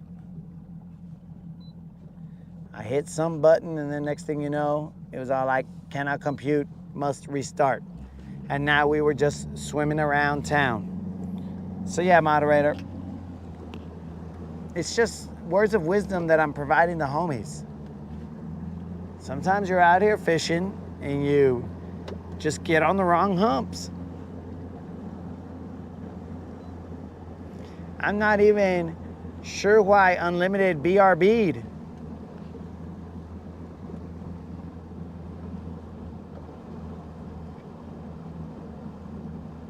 We're clearly discussing fishing and fishing parameters.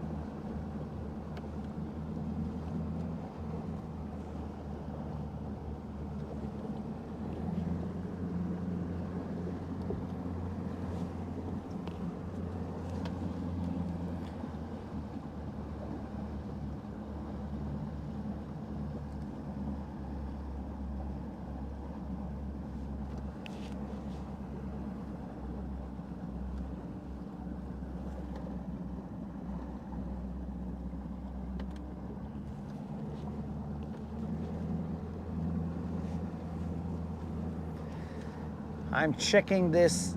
There's a point right here.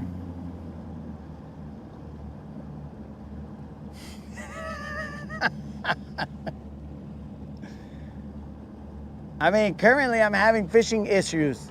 Unlimited, thank you for pointing that out.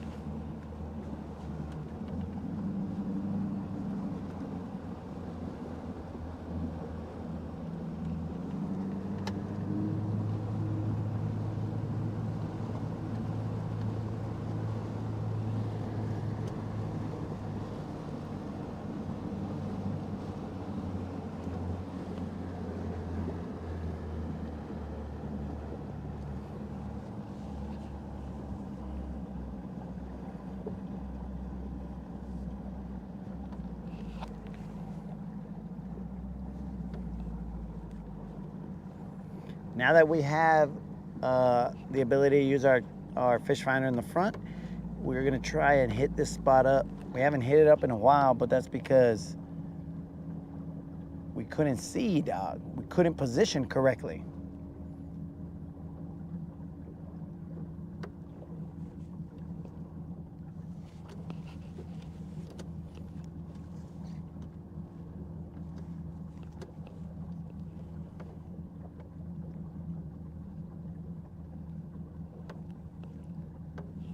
don't see any grass.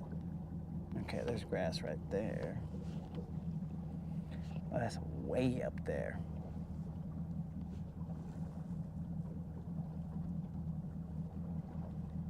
Plan food? Wait, what are you talking about, Colin? How are you planning food?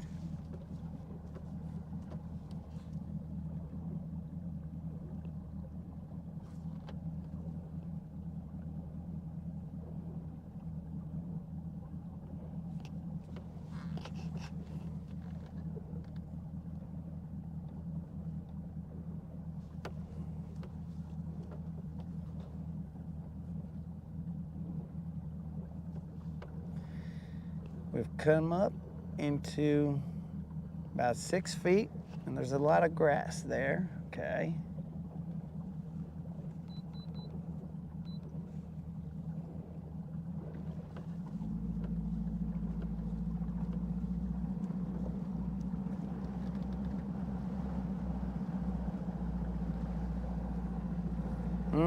Got it, bro. See, you're educating me.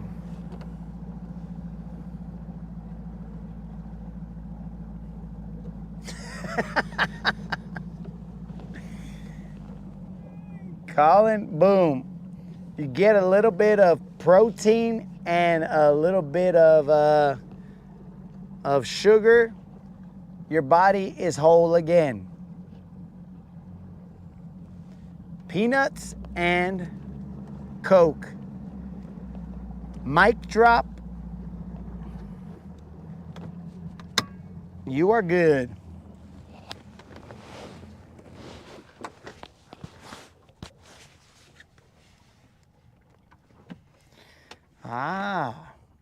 Maybe the moderator's right.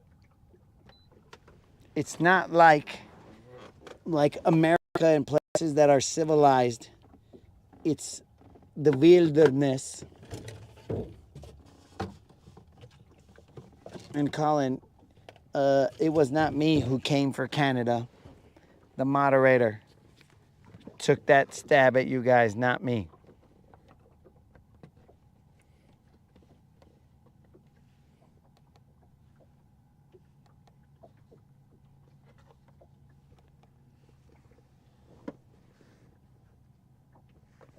I show the proper amount of indifference towards Canada.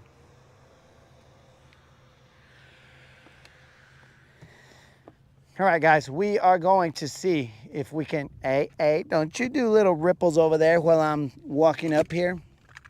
Don't believe those ripples, guys. These fish are always trying to play games.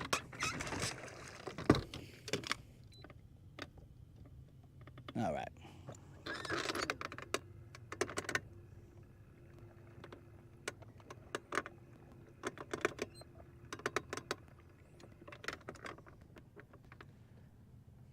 We're going to throw in that direction over there. We're going to do something that we haven't done all day, and that is throw a Texas rig, because now we are in grass. I'm going to stay off just a little bit. We'll be off in like 15 feet of water. Maybe we'll just throw a jig out there. Let's start off with a Texas rig.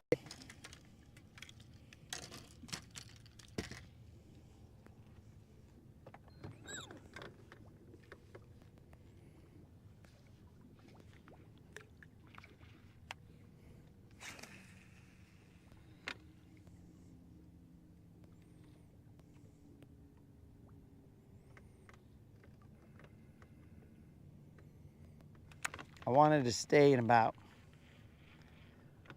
10 feet or so. It drops off. It's flat out there. There's grass, or at least there was when we just passed there. Grass might have been eradicated, I don't know. And then the grass gives way to the drop. And hopefully, somewhere between us and that drop, hopefully there's a fish or two. Size unknown, but we will find out in a second.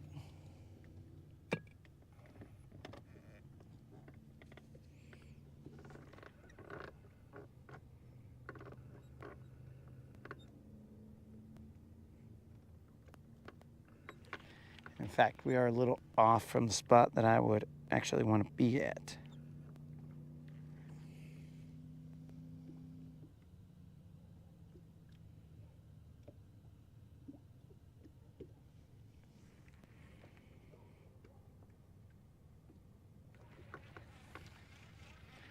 The boat wants to turn that way, so we will turn it that way.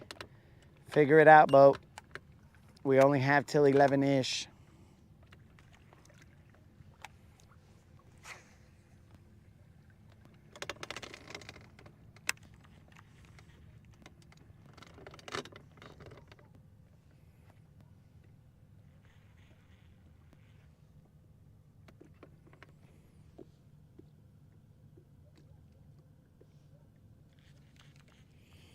Oh, so fancy. Moderator was just joking, but still not wrong.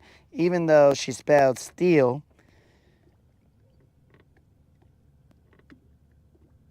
Oh, no. She didn't. She said, but see. I couldn't see it from up here. But see, not wrong. All right. We are in feet of water. We're going to creep towards this spot. We were just in 20 feet of water, and now we are in 12 feet of water. That is how quickly this changes.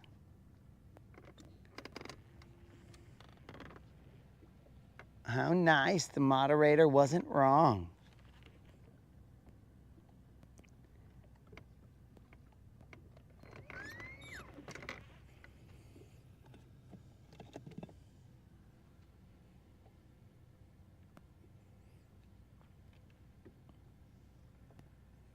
Travis says that I'm on the big screen. It's time to work.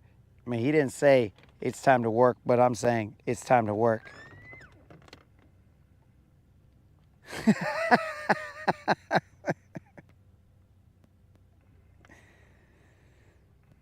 All right, so we can make fun of Canada. We just cannot take it over. Okay. That's a fine line there, Colin. You are really cutting it close. Make fun of it, but do not become the bosses of it. Okay. We'll see what we can do for you, Colin.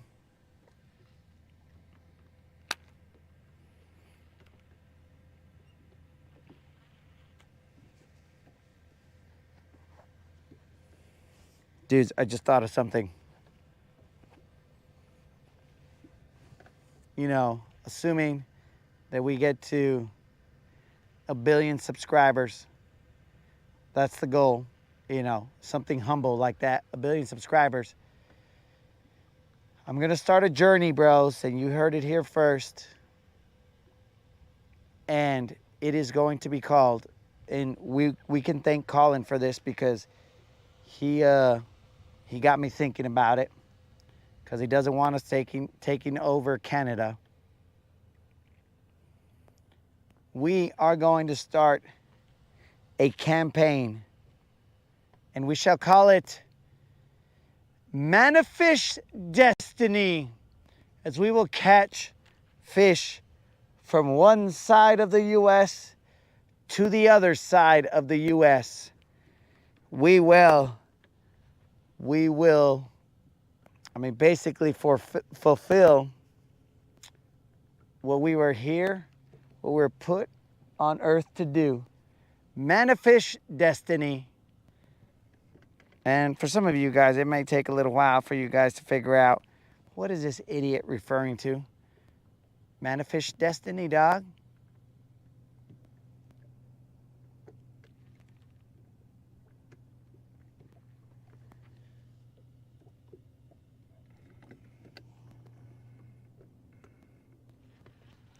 If you know, you know.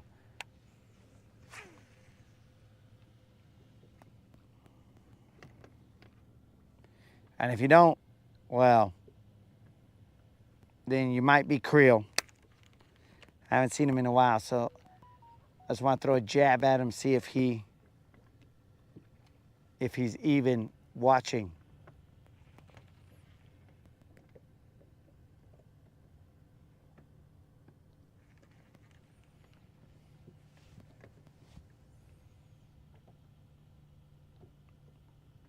When I went over the top, there was a lot of grass right there, but I don't feel as much as I thought I would, which is very odd to me.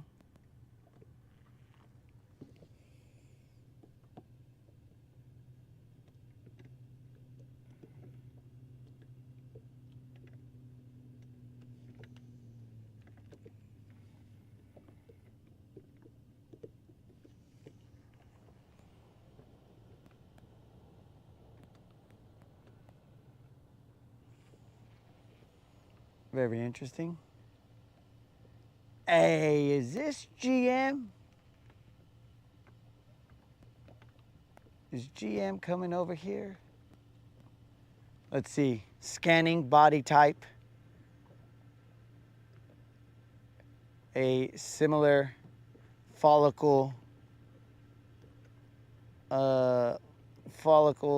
trouble as I have. Okay. Looking, scanning. It looks like possibly GM. Well, I don't know. Might not be GM. Sitting on a seat. So maybe that's not GM. I've never seen GM sit on a seat. Though, they do have talons. And GM was complaining about talons. Oh, maybe this is GM.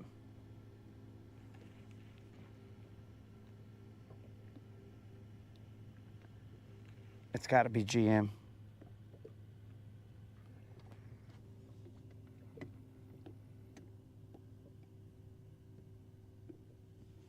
Hey, Krilla's back in the house.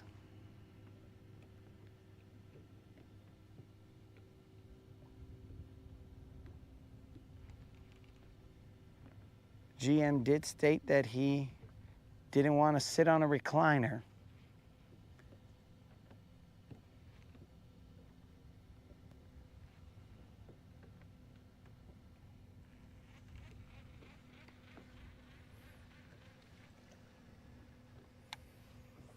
What is going on here? Why can I not feel any grass?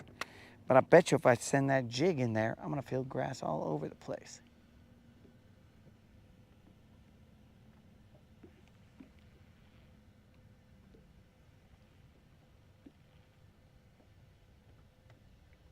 I'm gonna get stuck in every single blade of grass. But I really don't feel him with this worm.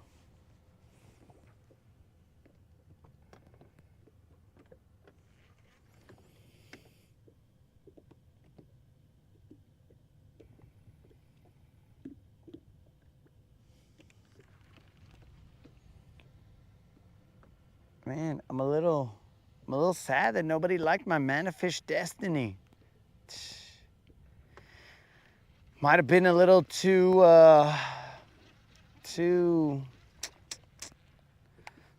academic of a joke. I don't know. Ah!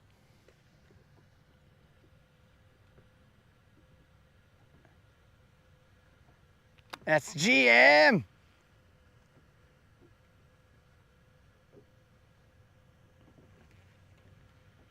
But why is GM sitting in a seat? I've never seen GM sit in a seat.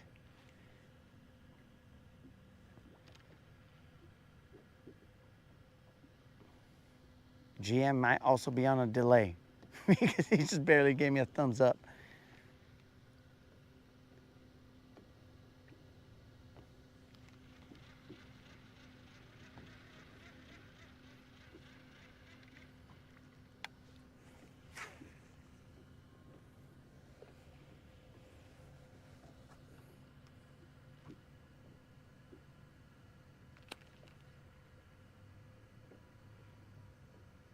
All right, guys. So we are watching GM. Watch this. Watch this. We're going to watch GM. He's got a trolling motor that's like, he runs it like KVD, dog. The trolling motor is going slightly under Mach something.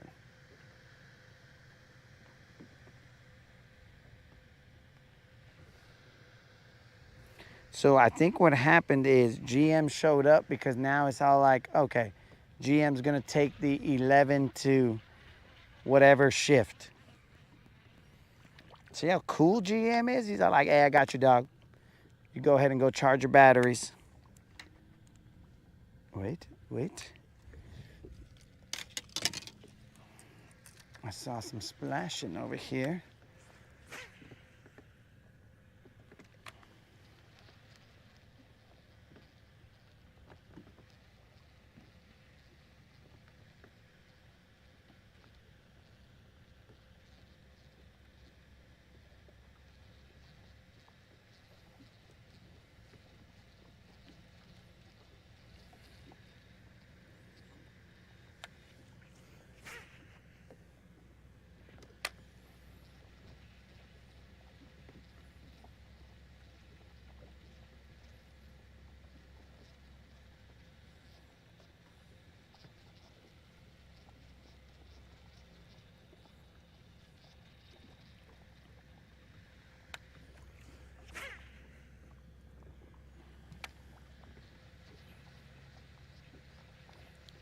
What's happening, dog?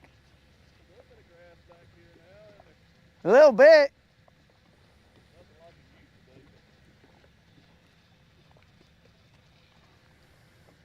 There's a lot more on that other one. Like here, there's barely anything. It seems like more on the point, there's a little bit more. Dude, that's what I was telling him. I was all like, that might be GM, but I've never seen him sit down. What's going on here? I had one of my contractors, he didn't do something he was supposed to do last week. We're building a gantry right now. Yeah. So I went and made him work all night, but I had to stay there and watch him. So I sat in my truck till 4 o'clock this morning on the job site. You said 4 o'clock? Yeah. It was killing me though, seeing you down here fishing. Well, you get to take over the 11 to 4 shift. Right. If it stays cloudy like this, I'll stay out here all day. It shows it's supposed to get cloudier. Well, hey, that's the story of my life. That's why I stopped right back there. I turned the trolling motor on and they were just sitting there everywhere, but they don't want to hit nothing. Story of my life, bro. There's fish all around me. The other day when you were at that point before that storm came up, I stopped on that other point I'd fished it earlier that morning. There's a massive school right there too. It wouldn't bite it in the morning, so I thought maybe I'll come back in the afternoon, but it's still, I caught a couple of dinks, you know. Yeah. This fish is just being tough right now.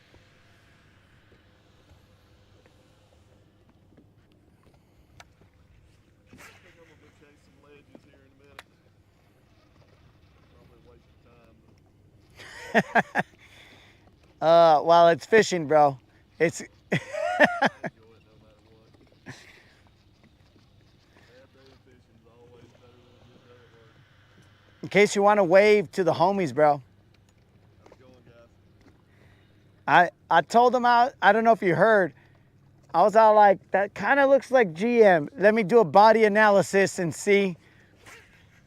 And then I mean, I don't know how much you heard. I was like, it seems like he has the same follicle difficulties that I have.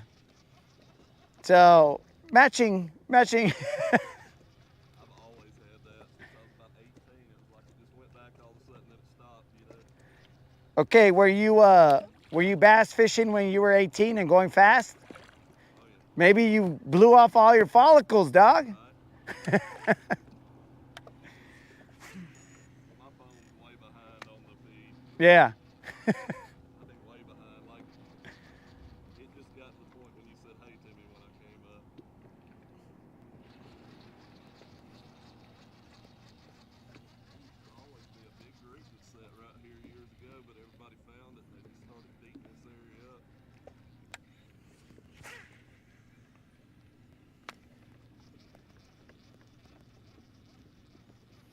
Hey, how you like this big screen right here, bro? Yeah, man, I know you're glad to have that back. Oh, yeah.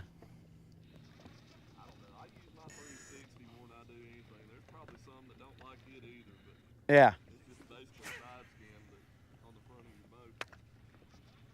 So I would love to have a 360 so that I could just be anchor or spot locked and they just see around me all the time, right? So I could be like, oh, okay, I see that, I got it.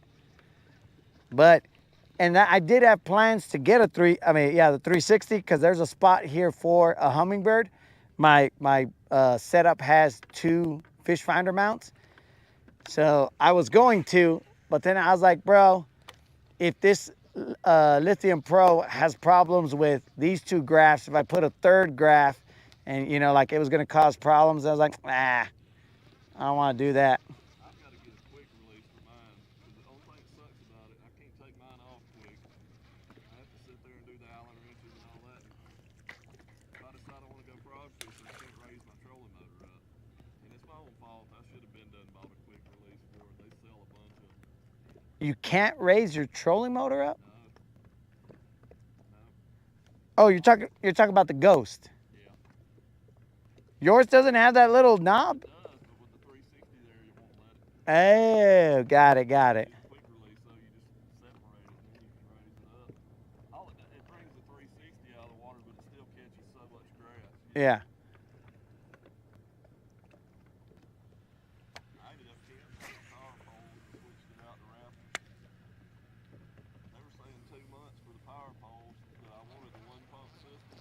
Yeah. I got hummingbirds on here, so I decided to just go with the rafters. Then I can work them with the dang unit too, you know.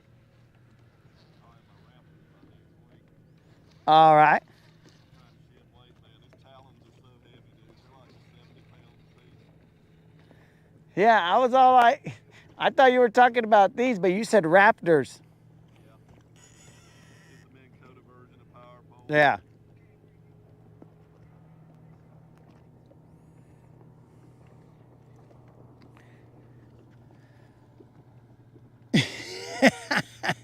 All right, so they said, what's up?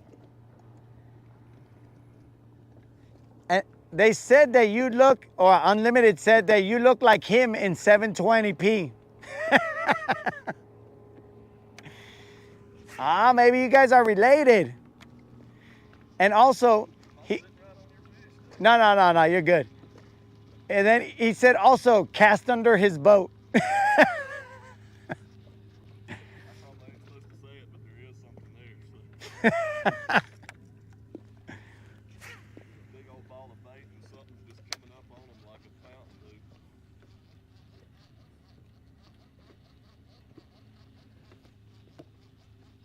Well, show them what it is, dog. Oh, he put his sunglasses on, guys. I'm gonna describe what happens right here. When he puts his sunglasses on, let me tell you what he looks like. Terminator mode, man. Bro, I'm gonna describe you differently. Oh, Hulk Hogan is now in the house. I thought got the wingspan. Dude, you gotta start going on your boat like this now. You got.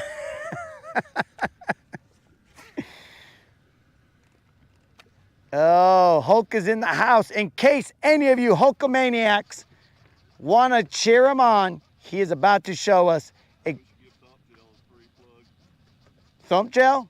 I love Thump Gel, dude. Oh, we talk about him all the time, dog. I was a bait fuel guy for a while, but this just stays on the bait better. I still like bait fuel, don't get me wrong. Yeah. So I tried a worm here, bro, but like I couldn't feel the grass. I was like, this is weird. What's going on here? So I was eventually going to change to a jig, but then I picked up a crankbait. I was like, let's see what happens with this. Well, that's what I was trying back there. There's a bunch of it. I mean, there's loose and bottom, so there's no doubt that they're bass. They wasn't even saying, they wasn't even looking at it when it come up.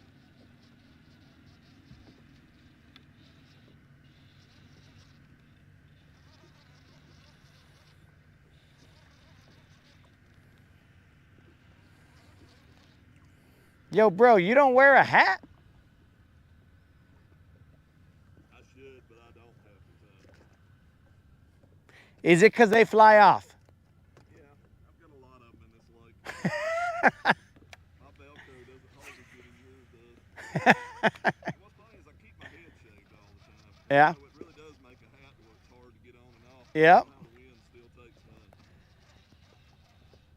Dude, have you ever tried to, well, put your shirt on when you just barely freshly shaved, like down to pretty close? Yeah, I mean, it'll get stuck. Dude, I've almost ripped the shirt off because you forget, and then you put the shirt on, you're like, like you almost pull your scalp all the way back. My daughter always sneaks up behind me and starts rubbing my head when I'm on the couch. Dude, I've got a 12-year-old. I don't know why, but she gets a kick out of it. She's like, your head's like sandpaper, Dad. Dude, these are bald people problems. Yeah. The guys in the chat are probably like, look at these guys discussing bald people problems. The struggle is real, though, you know it? It is. You don't have the sun protection. Nope. You have the problem with putting your shirt on. Don't have the cold protection. Yep. You don't get that little protection from the cold, but you do save on haircuts. You know, man, honestly, I prefer fishing out here in the cold, though, 10 times this heat, really. I mean, the bass still seem to fire up a little better this time of the year, but as far as catching big fish go, Guntersville in wintertime is awesome.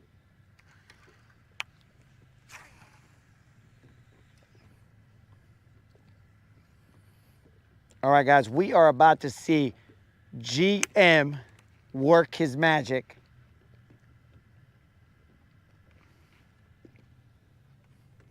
We are watching. No pressure, dog. I got you. No pressure.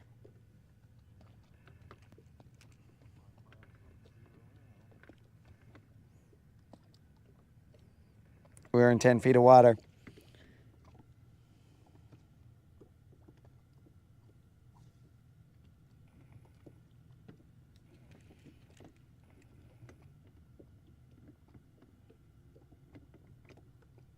Big school of crappie out there. It's hard. It's all I can do not to grab my crappie jigs right now.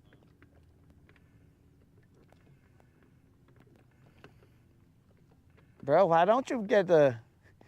I came out here Sunday, and I mean, I fished daylight to dark for crappie. I caught so many. I threw them all back, too, which I guess a lot of people would say that's a waste, but I just enjoy that slow pace fishing like that sometimes. Did you catch some good ones? Yeah. Several of them in the 16-inch range. All right. Caught my fair share of small ones, too, though.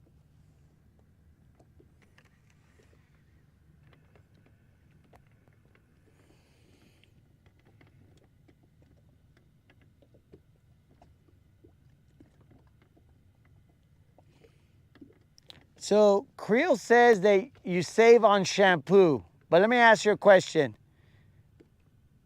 Do you still shampoo your head? I do. That's what I'm saying, bro. I also shampoo my head. I also use my wife's conditioner, too. Oh, dang, dog. You condition your hair.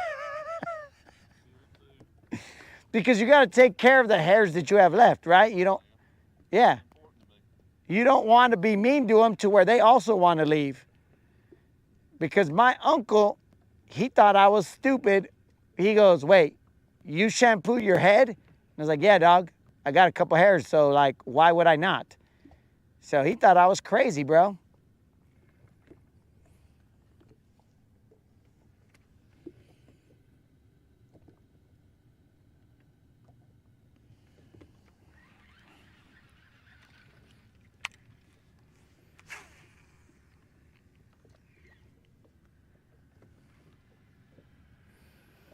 All right, guys, you are currently watching GM fish while I get a drink of water.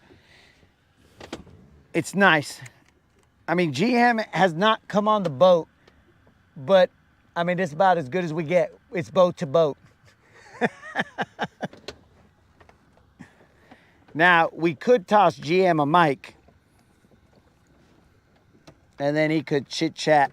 You could hear exactly what he's saying.